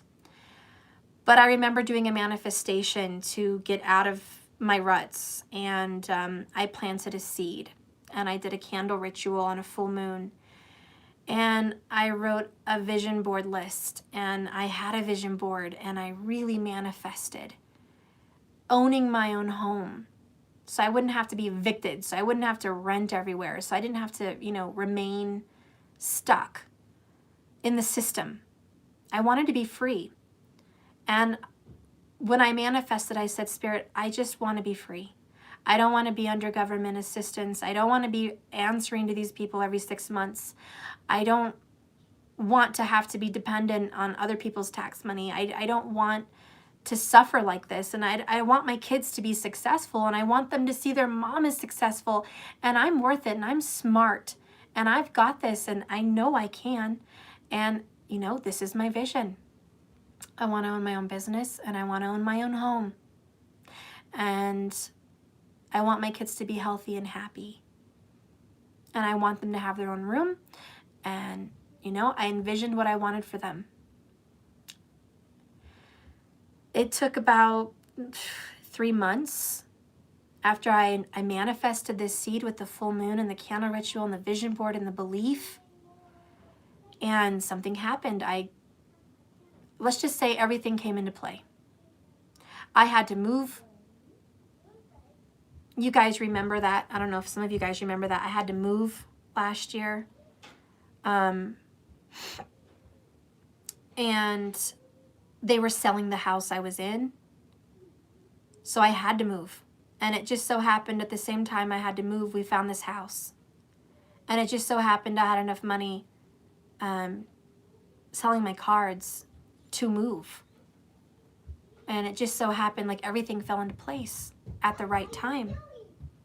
And it happened. And I moved. And I own my own home. There's still some troubles. There's still little bumps that I need to sort out on this new manifestative journey. But I've climbed and I've climbed and I've climbed. So even though it's not easy for me, and I have an old ass car that feels like a broken piece of crap. It's not. I know, Spirit. It gets me from point A to point B. But I have my own home. Fuck my car, right? That's how I feel. Fuck my car. I have my own home. I'm happy about that. And even though it's hard to put food on the table, God, I make some good meals and I'm happy, you know? And even though I have bills here and there, it's like I have people that work with me. I have people with the utilities that make, you know, arrangements. I have people with other credit card companies that make arrangements and take off late fees. And again, I manifest support and I manifest help. So I'm a lot better than where I was.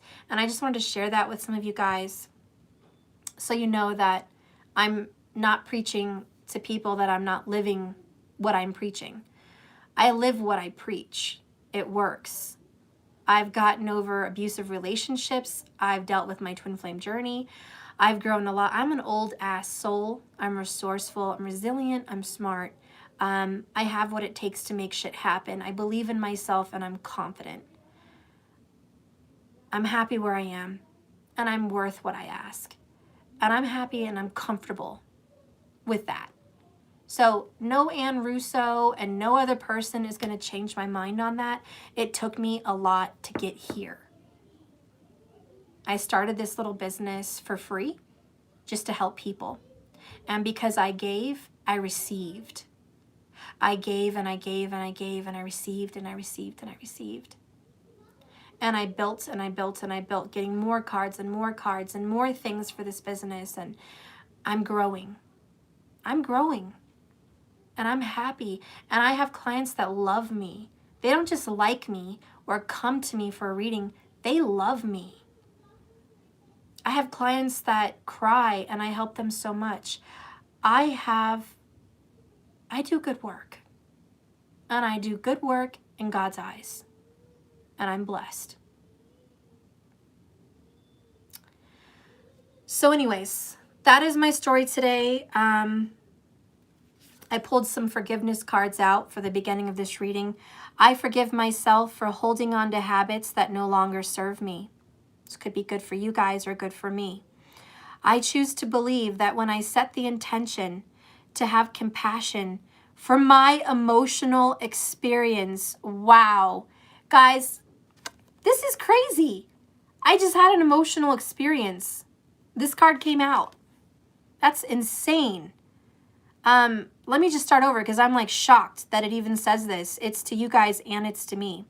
I forgive myself for holding on to habits that no longer serve me, and I sure as hell do.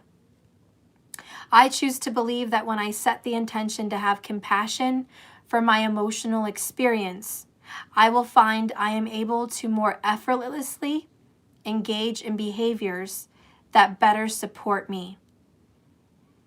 And this is a message from the addict, and it's comfort. I forgive myself for my emotional experience, and I have compassion for myself. I have compassion for myself because I'm human. And I have compassion for Anne because she's human. And we can work it out. We all lash out. We all do. Most of us. You know? And if you don't lash out, maybe you should. Because you're carrying too much. The next one here is, I forgive myself from taking from others when I am concerned I may not have enough for a future moment in time. I choose to believe that I am constantly being moved towards what is meant for me, and life's unconditional support is not only unwavering, but also unending. This is a message from the narcissist, and it's about esteem. Work on that self-esteem, right? For me too. And you know what? That does enlighten me. Sometimes I ask for donations, or I ask for you guys to subscribe, or I ask for a lot of different things on my, merchandise and things just to make it, because I think I need to make it. I need to make this money. But I forget that giving and having faith is what makes it happen. So for everyone that sat through my little shit fit, I'm going to answer a few questions for free because I'm an asshole. According to Ruth, or not Ruth, Anne. And I want to prove to you guys that I'm not here to be selfish or to take advantage, that I'm a giver. And you know what? I want to thank you, Anne, because you brought me to a place that I needed to remember. You brought me to a place where I had to remember where I came from. You brought me to a place to have faith that I have to be in the energy of receiving and giving. So I am. And I'm very thankful for this spiritual lesson and the ability to be here and offer some people some free readings, because that brought me back to my roots. And few years ago, this is what I did. Free readings for all my people that watched me. That's what I did. That's how I even got this channel going. So here I am.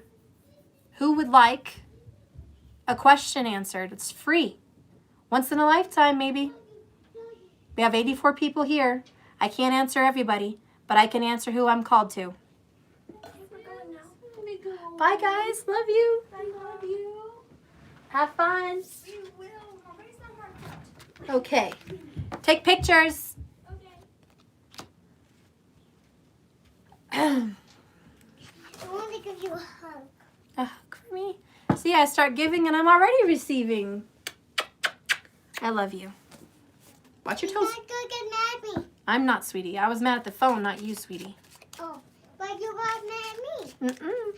I mean, when you came out. Oh, just to close the doors. I love you guys. Bye. Okay.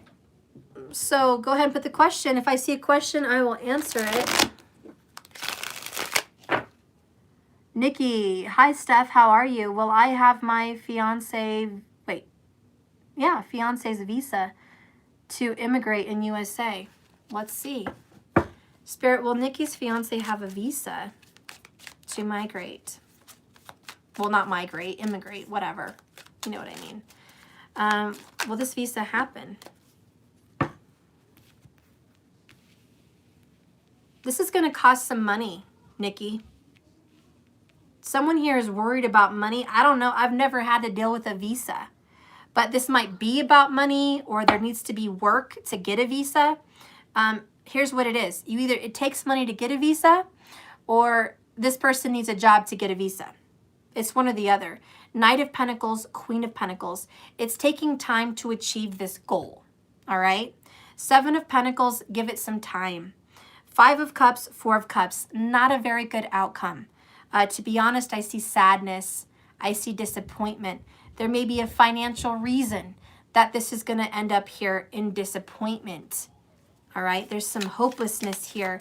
I know you've been feeling sad. Have faith, have patience. I do think this is going to come in time. There needs to be a fresh perspective. Okay? A fresh perspective. Family is going to support and family is going to help. All right? This is going to be in the future.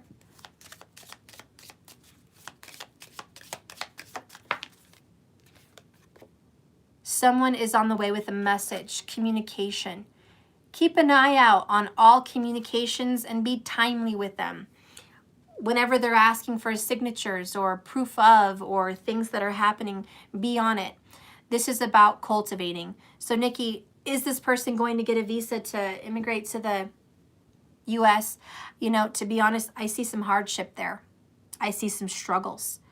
You might need to ask some family for help or assistance, get some other ideas. But I think in time, this person will. But it's got something to do with a job or money that is creating the pause and the waiting, okay?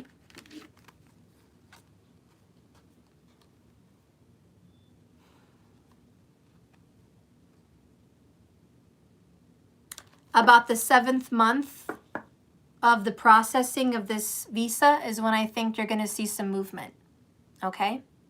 So the 7th month, expect some movement on the visa. I'm sorry that that's disappointing, the longer of the wait, but there's some kind of an energy with the 7 for you, and I really do feel it's 7 months. All right. Let's see what other questions are called for me. Monica Mora, is there any resolution to my family's estrangement?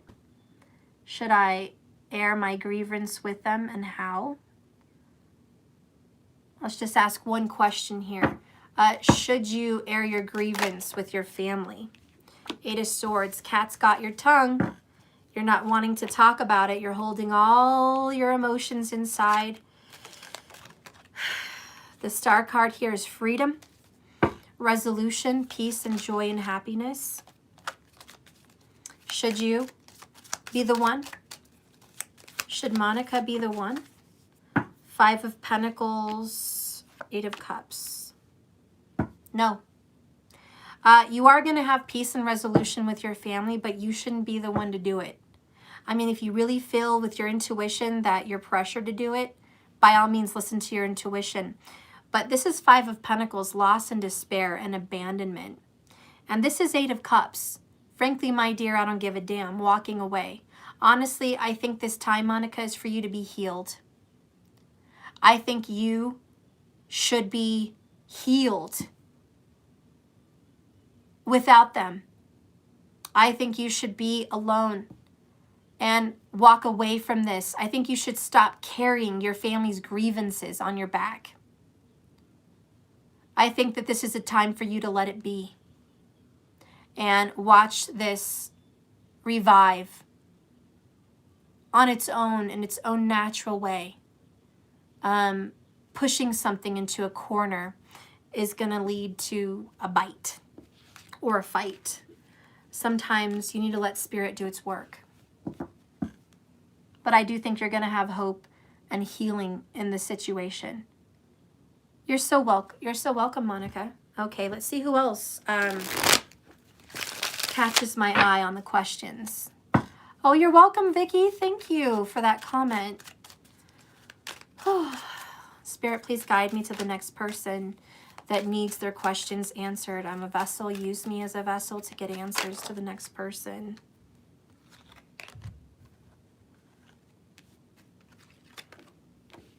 Next person I see is Daughter of Light. Will my DM contact me?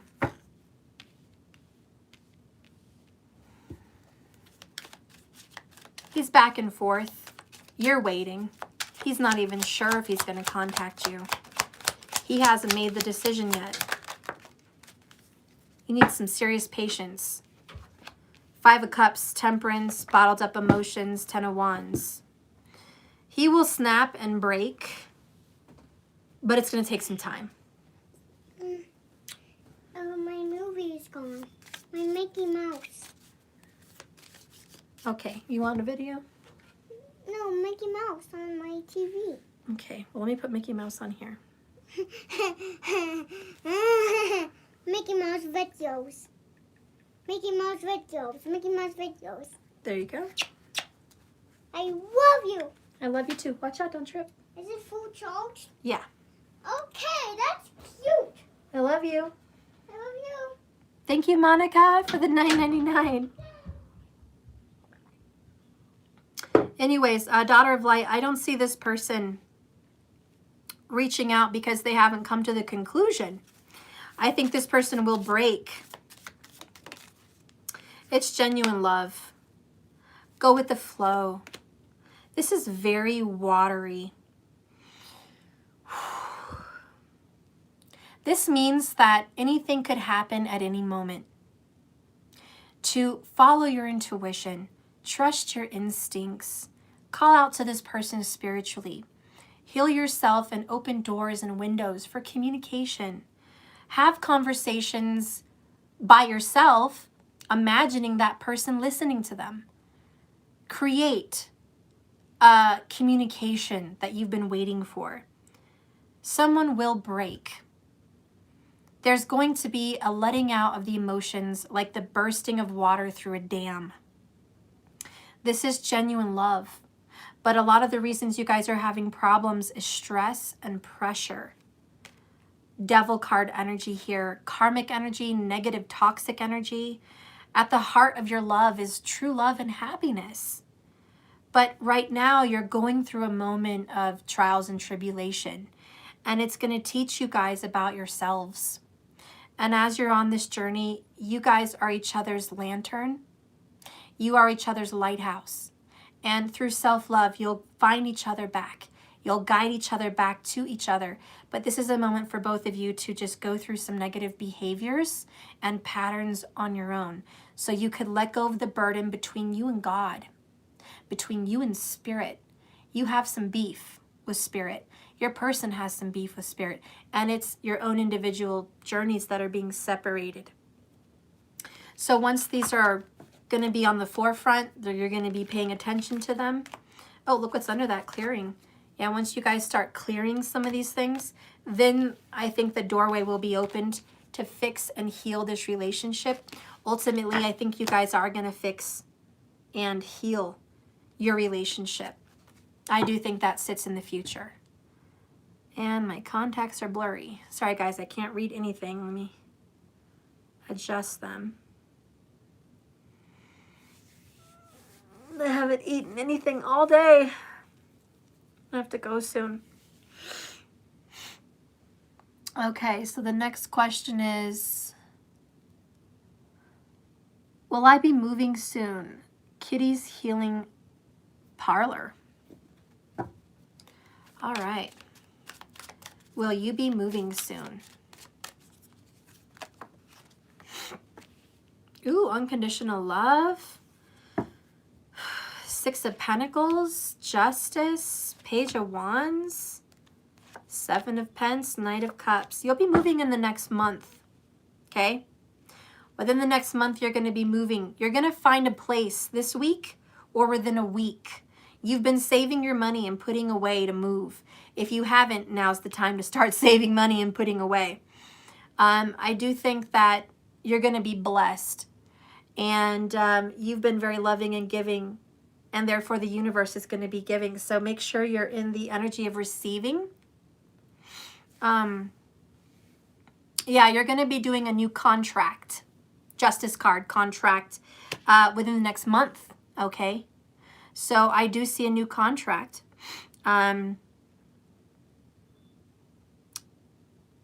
Definitely, it could be somewhere around May 6th, May 7th. I definitely feel it could be around that date. There's something around the energy of children or a mother that either may have pity or help you, or you may be getting assistance because you are a mother with children and divine assistance is coming in. But through the luck of a child, if that makes any sense, through the luck of a child, you're going to be given a blessing here. So either you're going to get some assistance from your children, or someone that loves your children, or someone that has pity on your children, or somebody that has children and understands, or just someone that's very loving and has the heart of a child.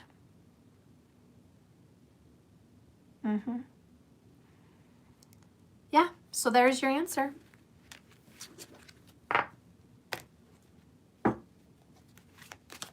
Let's see who else has a question.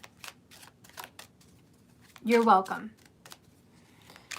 Spirit, please work through me and guide me to answer another question that catches my eye. Please guide me.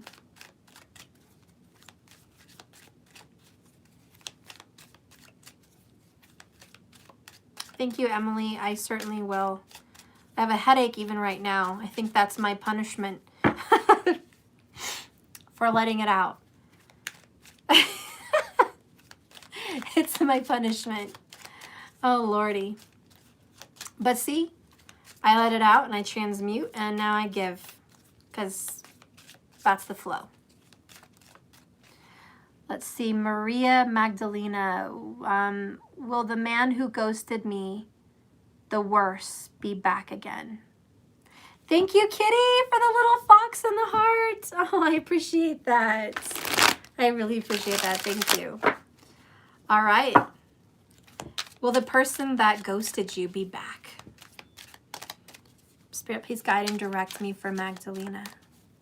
Will the person that ghosted her be back in her life? Show me through the tarot.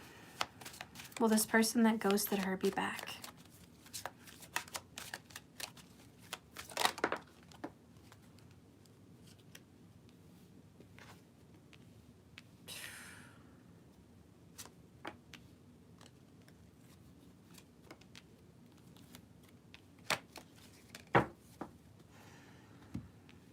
First of all, why you've got some competition, okay?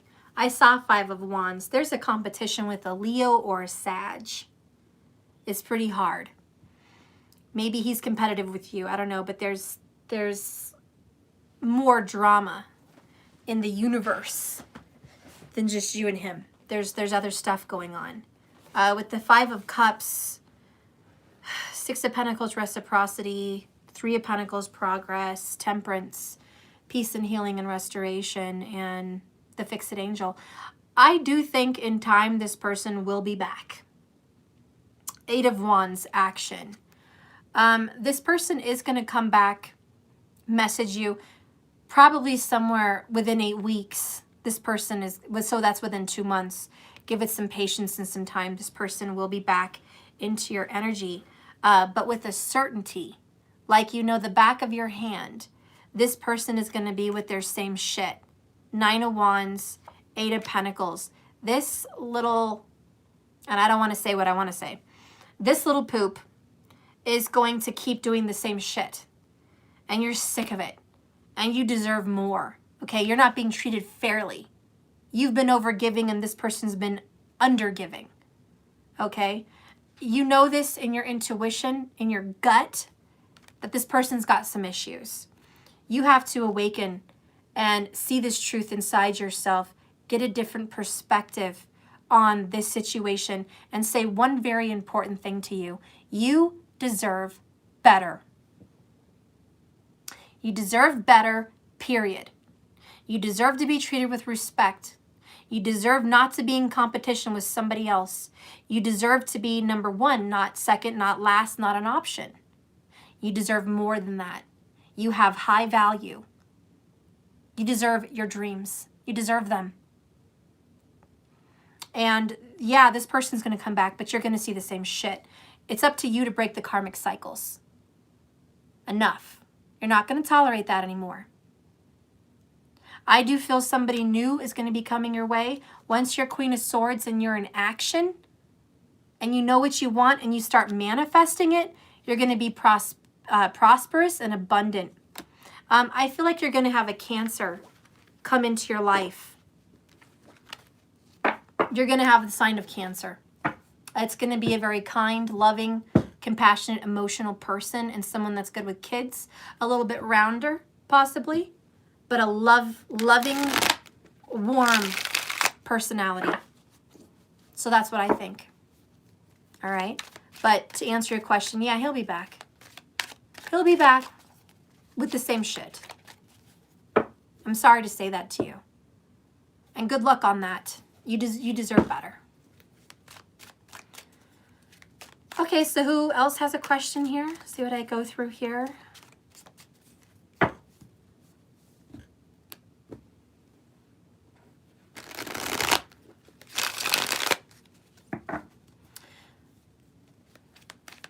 Maria Magdalena, he's a Cancer. Oh, shit. Fucking A. Okay, girl. Well, I was hoping it'd be somebody new. I don't know. Maybe he'll change, but I saw the Cancer, so whatever. Whatever is clever at this point, girl. Damn it. All right. Emily Bodine. Okay. Should I move or stay and do God's work here? Should you move or stay and do God's work here? Spirit, please guide me for Emily. Should she move or stay and do your work? Should she move or stay? First thing I want to tell you what he told me is you can do your work anywhere. I don't even need cards for that. I'm going to pull some, but he flat out answered me, she can do work anywhere. Why does it matter where your place is? Remember, the temple is your body. There's no physical place. He goes where you go. So you need to go where you feel happy and where you feel abundant. Spirit's energy is not a burden. Remember, his yoke is easy and his burden is light. Don't feel like a working ox, like the churches need to promote, that the yoke is heavy around your neck and restraint, restriction, and sacrifice. It's not. It's freedom. It's healing. It's happiness. It's joy. And you don't even know you have anything on your back because you're so free. Okay, so let's get that answered.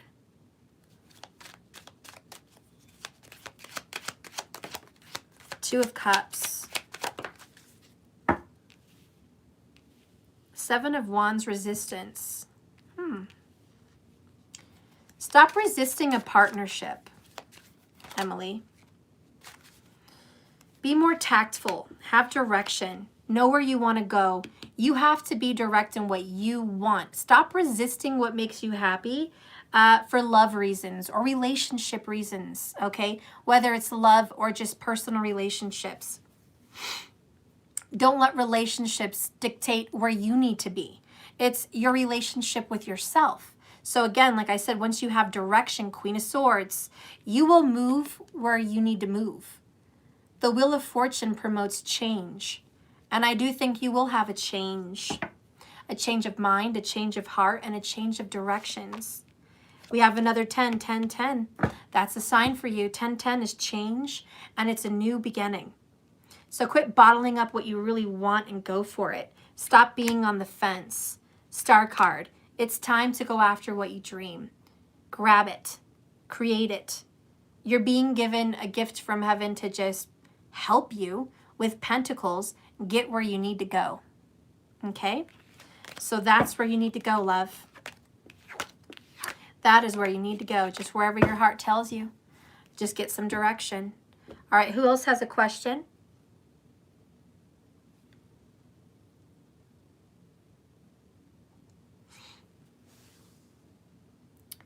I want to know if my DM is going to communicate, and apologies. Angela, my Angela J. You need to know if your love is going to communicate and come back with apologies. Ooh. Emperor vibes, divine masculine girl. Hanged man. Ooh, there's a couple. You waiting. You waiting long and you waiting hard. Reciprocity, Six of Pentacles. You will get what you give. And Page of Pentacles. That's a love offer, honey. That is a love offer.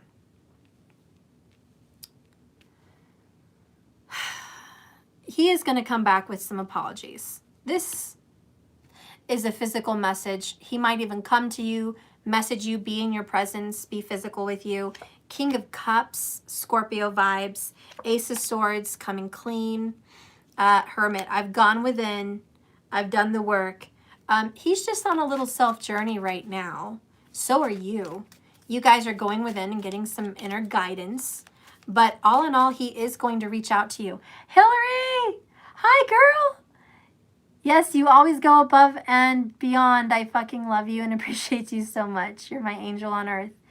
Truly beautiful inside and out. Thank you, Hillary. Aww. She's my girl. She has It's Written in the Cards Tarot. If you haven't checked out her channel, you always should. I love her. Angela J, he is going to reach out. Okay? Have a little patience. I'm hearing something about September. I don't know why that's big, but something big is going to happen to you guys in September. I don't know what it is, but it's big. But he is going to reach out with an apology. But I think that's two separate energies that I'm picking up on for you. All right, who else has a question?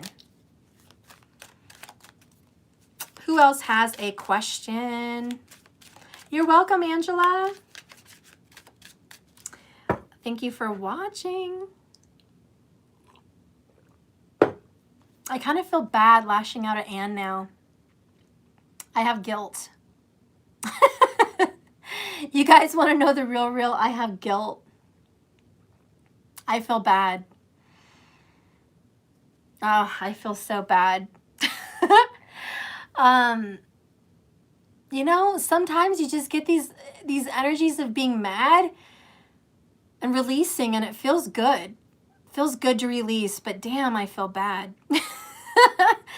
That's how I am, guys. Freaking A. And that might be the Gemini in me. I get this fierce viciousness, and then I feel bad.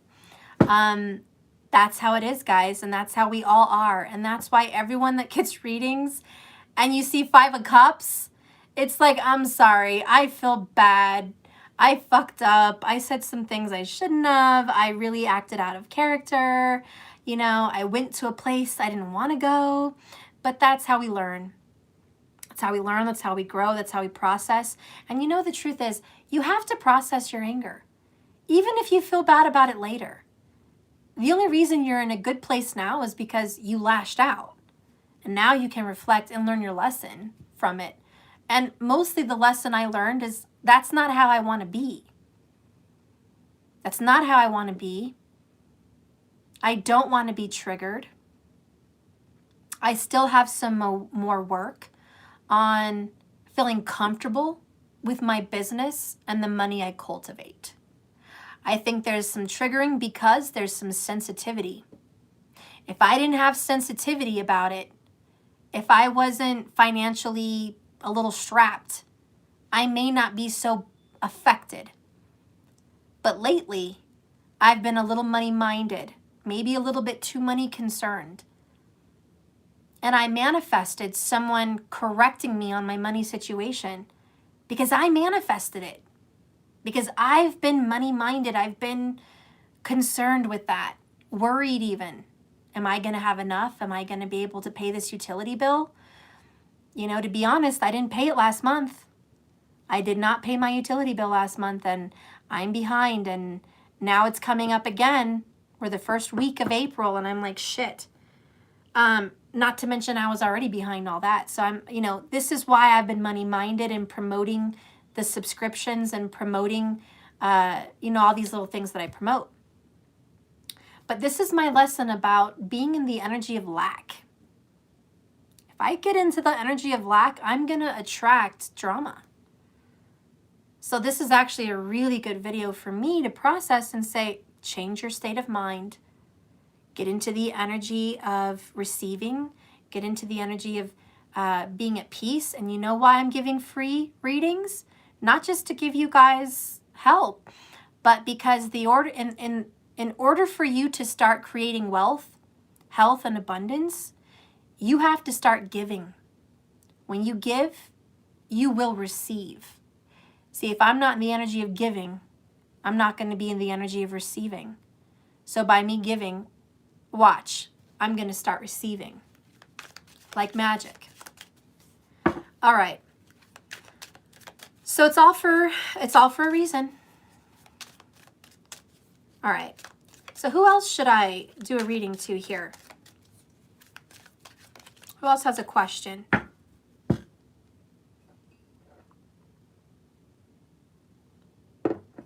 We have Sonia. Okay. Hello, please let me know about my marriage stuff. Do you see it happening this year? Okay, Sonia, do I see your marriage happening this year? Karen, yes, of course I'll answer a message for you. Do I see your marriage happening this year? Ace of Swords, resistance. The truth, he's resisting you.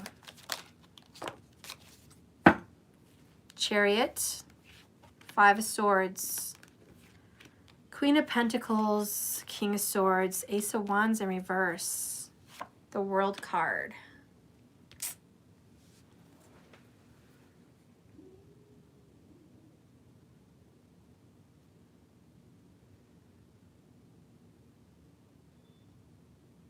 If you are a Queen of Pentacles and he is a King of Swords, the answer is yes. If you are not a Queen of Pentacles and he is not a King of Swords, the answer is it's going to take some time. Because the truth is, you guys don't want the same thing. He's resisting the truth about something, and the truth hasn't come out.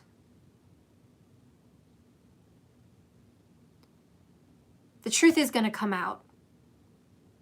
And there's going to be a lack of desire for marriage, a lack of desire for this. And then the World card comes, and it's over, it's an ending. I even think you guys might have a breakup before you have another coming together. Ace of Cups, the Moon, unconditional love. There's either a Cancer coming towards you, or by the end of July, maybe beginning of August to mid-August, you'll have a rebirth. I think you guys are going to have an argument about this, about him resisting. And I think that once you separate and have an ultimatum, that's when this can move forward. But it's very disappointing for you to have to go through that and do that, which is a lack of desire to do it. But I think it will kind of be a spring of life in your relationship and bring life back to you guys. And I do think that you guys are going to be able to have a new beginning. All right, Karen, you came on, baby. Let's do it. What's your question? You said you were crying a few minutes before this. You didn't get the notification and you came on. That is a sign from God for sure. What is your message, Karen? I'm happy to do it for you. Okay.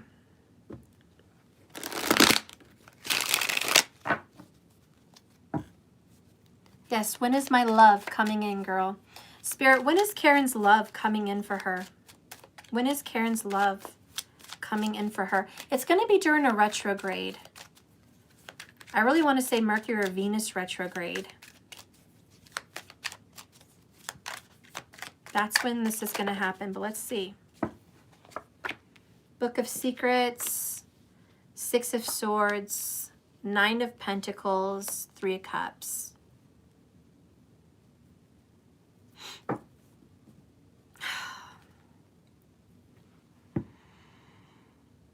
Making peace with love, making peace with the air sign in your life is going to give you a well-rounded energy. Nine of Pentacles, Virgo, I know that's you. And it's going to give you happiness. Three Cups. Love is going to come into your life when you've made peace with the past and you bury it.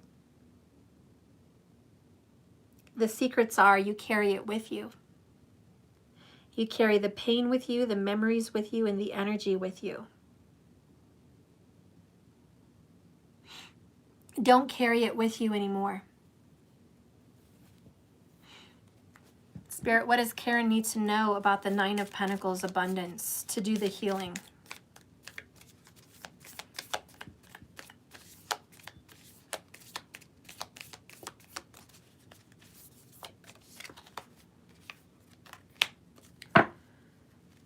Karen, it says here for you, and I'm going to speak as if I'm Karen, I'm you. I forgive myself for holding on to habits that no longer serve me. See, Karen, you have to forgive yourself for hanging on to those bad habits of overthinking, overdoing, and overcarrying the past, and overthinking them, overfeeling them.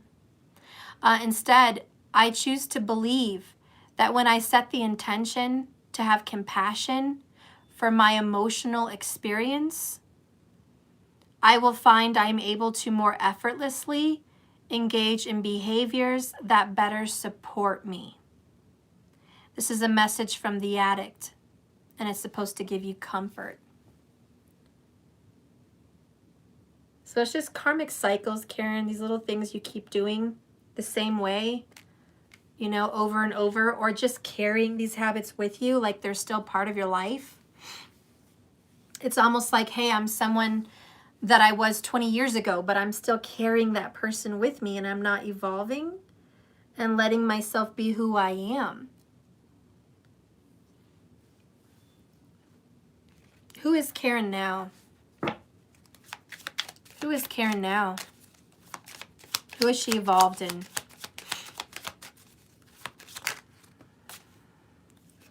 Sweating like a sinner in church. Guilt, remorse, nerves, worry. Okay, I'm just going to stop there. You already have guilt and remorse for admitting this, for knowing that you do this. Coming clean, all right? Coming clean with yourself and apologizing to yourself and forgiving yourself for allowing these habits to follow you. Who are you now? Who are you supposed to be?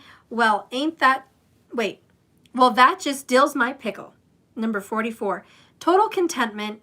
It's a yes. Success, wishes granted, mastery, joyous resolution. What I like about both of these cards is they both have resolution in them. You are nearing a resolution. The next one is God don't like ugly. Nastiness, clash, strife, resentment, argument, spite, grudge, and revenge. You've been treated unfairly. Vengeance is the Lord's, not yours. Vengeance is the Lord's, and you need to have faith in that. Love is going to be coming for you. 3 of Cups, I would say if you really put your focus on healing and you really are seeking resolution, that love is going to come to you in about 3 months. It has to be seen in your vision and in your dreams through your third eye. You have to manifest this love, a good love. Right now, you're a little bit unsure of that love. But once you harness that and you discover what you really want and who you really are, love is going to come into your life. Path to destiny. You are going to meet someone wonderful. I also feel for some reason maybe a cat might come in your life. You might adopt a cat, get a kitten, maybe have a stray come around, maybe make friends with a friend's cat. Maybe a cat likes you a lot when you're walking. I don't know, but there's an interaction with you and a cat. Like that just really stands out for me. And I think you're going to learn a lot from this cat energy, which is about independence. The cat wants to give you a vibe. The cat's vibe is I'm a cool cat. I don't need anyone. I'm happy alone. I enjoy my peace. I'm smart. I'm intuitive. I'm quick. I'm curious. I'm joyful and I'm playful. All right? Super intuitive.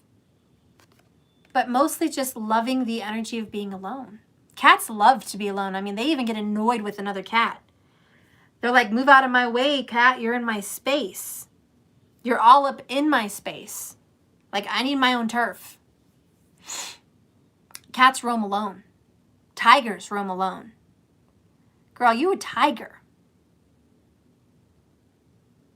It's a cat with no tail that walks by my office every day. Aww. See, your cat that walks by your office every day is telling you, you know what, Karen? Some fucker took my tail off. And it hurt, and I'm damaged, and I walk around and I see it. It's there, but I moved on. I'm still a cool cat, you know? So you may have been damaged, but you're a cool, independent, smart, intuitive cat. And you need to love and embrace the damage that's been done. And mostly I think the damage has been just done. It's over. Let's move on. Resolution. Let's see what else is coming up. See, some people want to live in the damage. They don't want to let go of it. It's a part of them. We have to let go of that damaged part. Say goodbye. Vengeance is the Lord's, and I just want you to know that however wrong you've been done, karma will come. You just have to choose to forgive yourself. And just because I'm sneaky, I just want to see what kind of karma is going to come to the person that needs it. What kind of karma is going to come? Six of Pentacles in reverse, Virgo, and Hermit, Virgo, right? This is the energy of you, of course, but the karma that's going to come is if you don't give fairly, you don't get fairly. If you don't treat others the way you want to be treated, you're not going to get treated very nice. All right? The karma for someone is they're going to be alone and they're going to have to go within, just like you, to find their peace and to find the truth. So give it some time. This pain will end with the World card. But once you go within and make peace with that, you'll be much better off. Really, your focus of area that you need to focus on healing is third party. And Three of Swords sticking out to me, broken heart. We also have the moon. I feel like there's some Scorpio, Gemini vibes. That's all about processing grief. What Spirit's telling me is you haven't really processed this grief. You've dealt with it. You've lived with it. But you haven't processed it. You haven't gone through the full process of grief work.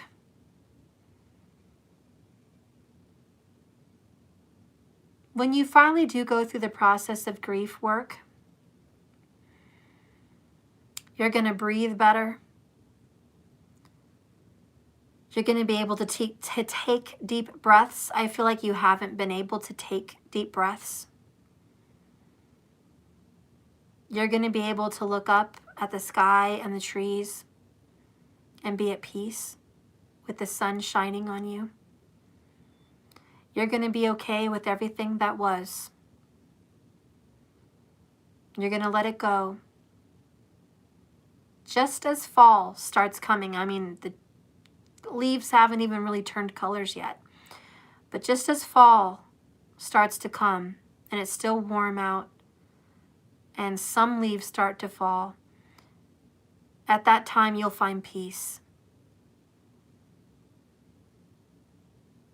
You'll be all right, and you're going to be more than all right, actually. You're going to be very, very good.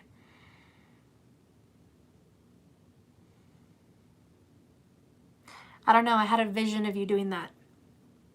So anyways, I think at that time you're going to find real peace. Real peace. But it's going to take some time for you to process this grief. Three of Cups is coming up. I think you are going to have joy and happiness. I think you're going to go out. I think you're going to meet people. I think you're going to be social. I think you're going to be working on your healing. I think that you're going to find love when you love yourself more than anybody else. So if that can mark an occasion for you, and I think it's going to be around fall, but when you love yourself more than anyone, love is going to come and find you and land on you just like that leaf in my vision landed on you from the tree. Anyways, that's what I feel.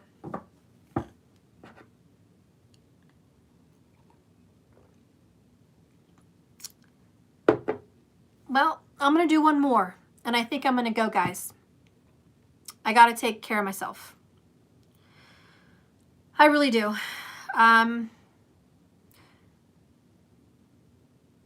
Markers. Oh.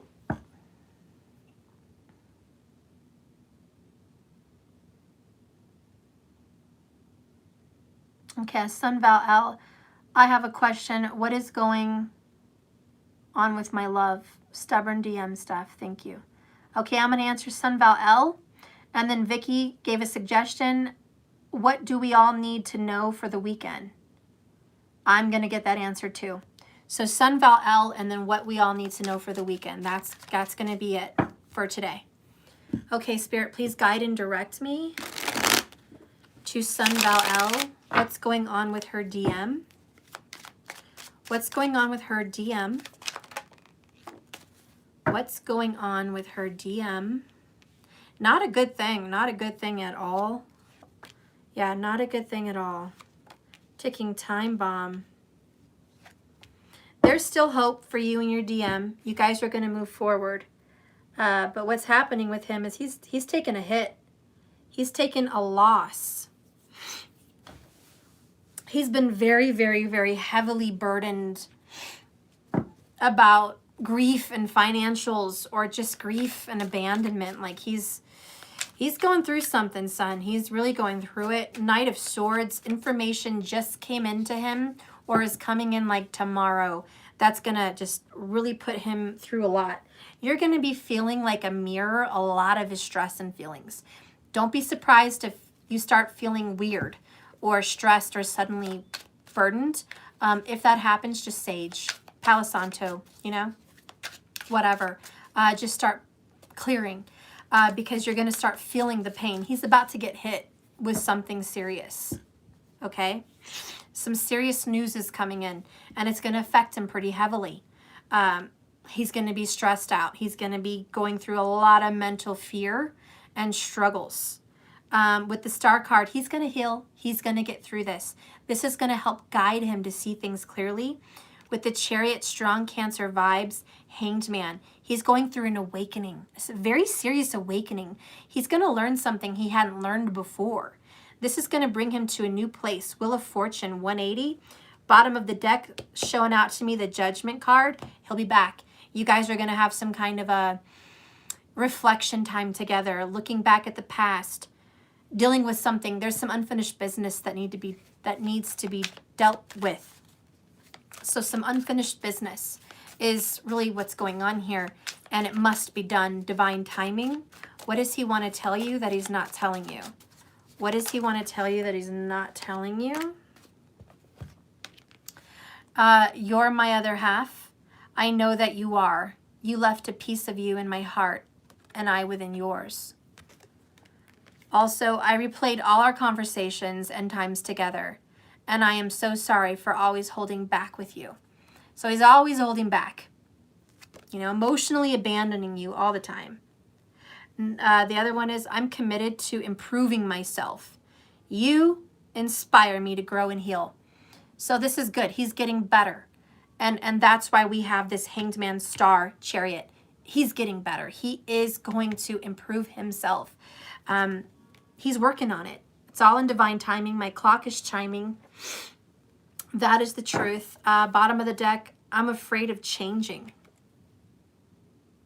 He's just afraid, girl. It's hard. He's going through a lot. He's really going through something pretty heavy for him. And I think he's been carrying it around, maybe even since childhood. It's a lot of burdens, a lot of pain, a lot of suffering, and a lot of abandonment issues. And, you know, he doesn't treat you the way he knows you deserve to be treated. And he feels like he emotionally leaves you out and blocks you and just doesn't let you in. And that is a form of abandonment. And he's abandoning you emotionally because he feels abandoned. So there's a lot of that going on.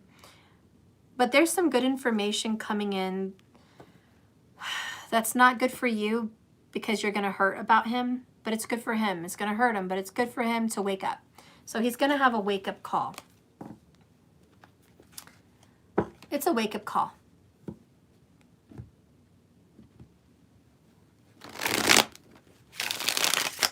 he was abandoned by mom. Oh my gosh, I'm so sorry.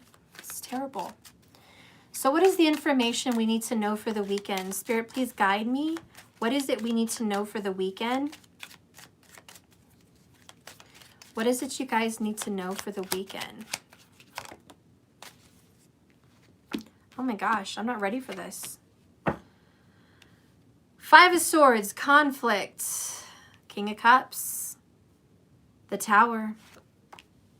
Page of Cups. 9 of Cups. 6 of Cups.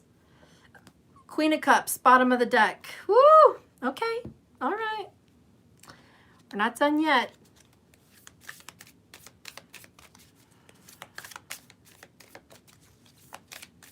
You're going to be conflicted with your emotions, and they're at an all-time high. Whew, you guys are so emotional. Very heavy Scorpio energy. A lot of dream work seen here. A lot of dream work. You guys are going to have some spiritual awakenings this weekend. You're going to grow so much through the next even few days. I love the king and the Queen of Cups together. I feel like a lot of you, especially if you're strong Cancers and Scorpios, let's just throw out a Pisces too. You guys are really going to be reconnecting with a true love. All right. And even if you're not a water sign, you're connecting with your emotions. You're really dealing with them. This is an earth-shattering, awakening, emotional, holy shit transformation. You guys are really changing emotionally. Like you're not even the same person emotionally. That part of you has shed, you know, there's a shedding here. And with the 9 of Cups, wish fulfillment, 6 of Cups, fate, resolution, and reconciliation, I really think that you're going to be able to get back to a good place emotionally, but also reconnect with a long lost love. Okay, so there's going to be a reconnection. And what is it you've been learning here from this reconnection? Okay, we'll get to that. And what is it this person that's reconnecting with you wants you to know? All right, we have letting go, we have childhood, and we have forgiveness, one of my favorites, and we have true love. Down here we have soul ties. Wow. So your person wants you to know, guess what? You know, in this spiritual awakening, I fucking love you. I have let go of our drama. I've let go of some childhood issues. Maybe not all of them, but some of them. I am on the road to recovery. I am feeling much better about myself. And I acknowledge that we have a true love and a soul tie. And I forgive you, and I hope you forgive me. This is resolution at its best. This is 2 people coming together, King of Cups, Queen of Cups, 2 water sign energies, saying, I still love you, even through all of this. There's going to be some forgiveness about infidelity. Ace of Wands, third party energy. So there's going to be some forgiveness about something, okay? It could just be a third party situation. But look, under that is loyalty. You know, someone's going to realize you've been loyal the whole time, or you're going to realize they've been loyal the whole time, and that's what counts. This spiritual connection. At the end of the day, as much as you fight and piss off your family and friends and lovers, you're still family. You're still connected, and you're one. People go through ups, people go through downs. They go through in and outs of relationships, but the connection is still real. And you were connected for a reason. If not by blood, but by fate. And I think that's the lesson you guys are learning. The deep connection of a soul tie, of fate. Soulmates, twin flames, divine guidance, true love. So you guys are learning that. Let's go ahead and get a confession from this person.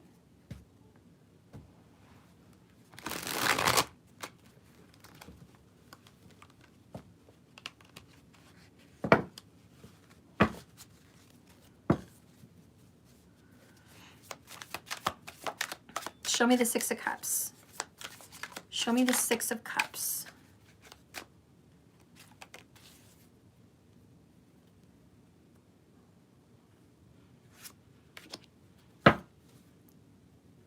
Oops, one more.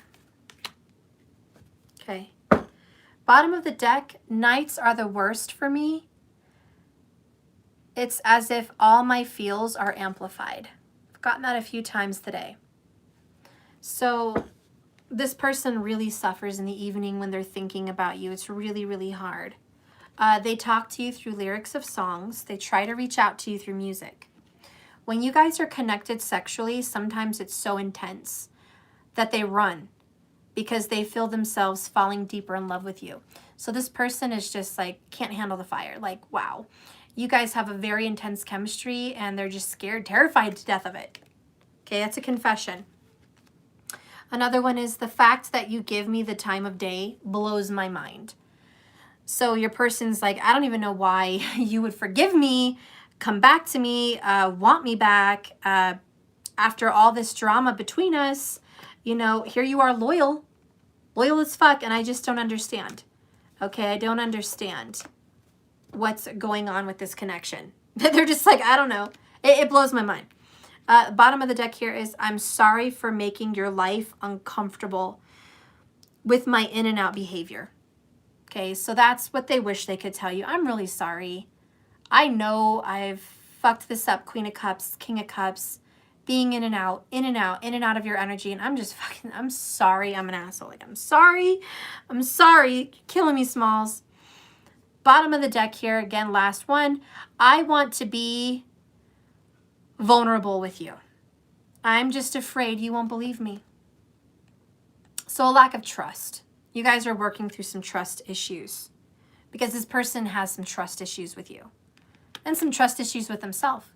The forgive themselves cards is, I forgive myself for creating confusion by adjusting my vision to reflect what others want to experience through me. Wow.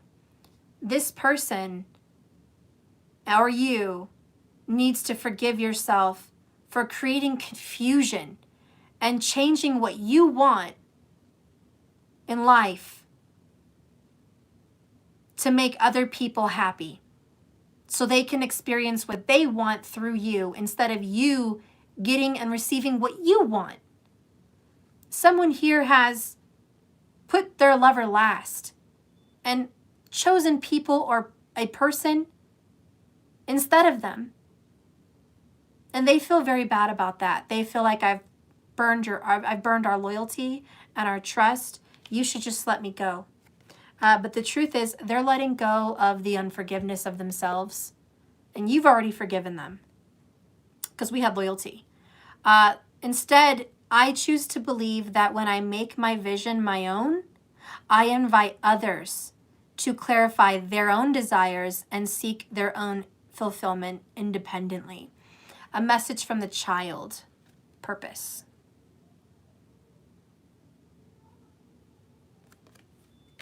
So there you go.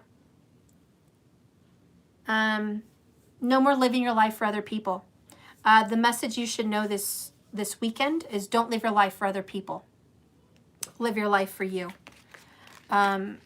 You guys are going to have a beautiful coming together again, and that's what you should know this weekend. It may not necessarily happen this weekend, but that is the message, that there is going to be an apology and there is going to be forgiveness, because you guys are going to let go of the drama in the past. A lot of releasing and cleansing is seen here. Look at this beautiful union. King of Cups, Queen of Cups.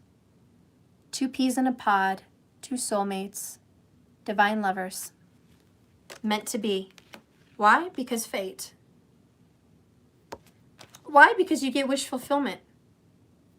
Why? Because shit finally changed. Hello. All right, guys, I'm going to let you go. I love you. Thank you so much for watching me. Please like and subscribe if you haven't already. Sorry for this crazy-ass reading. You know, it is what it is. Sorry for the lash out. You know,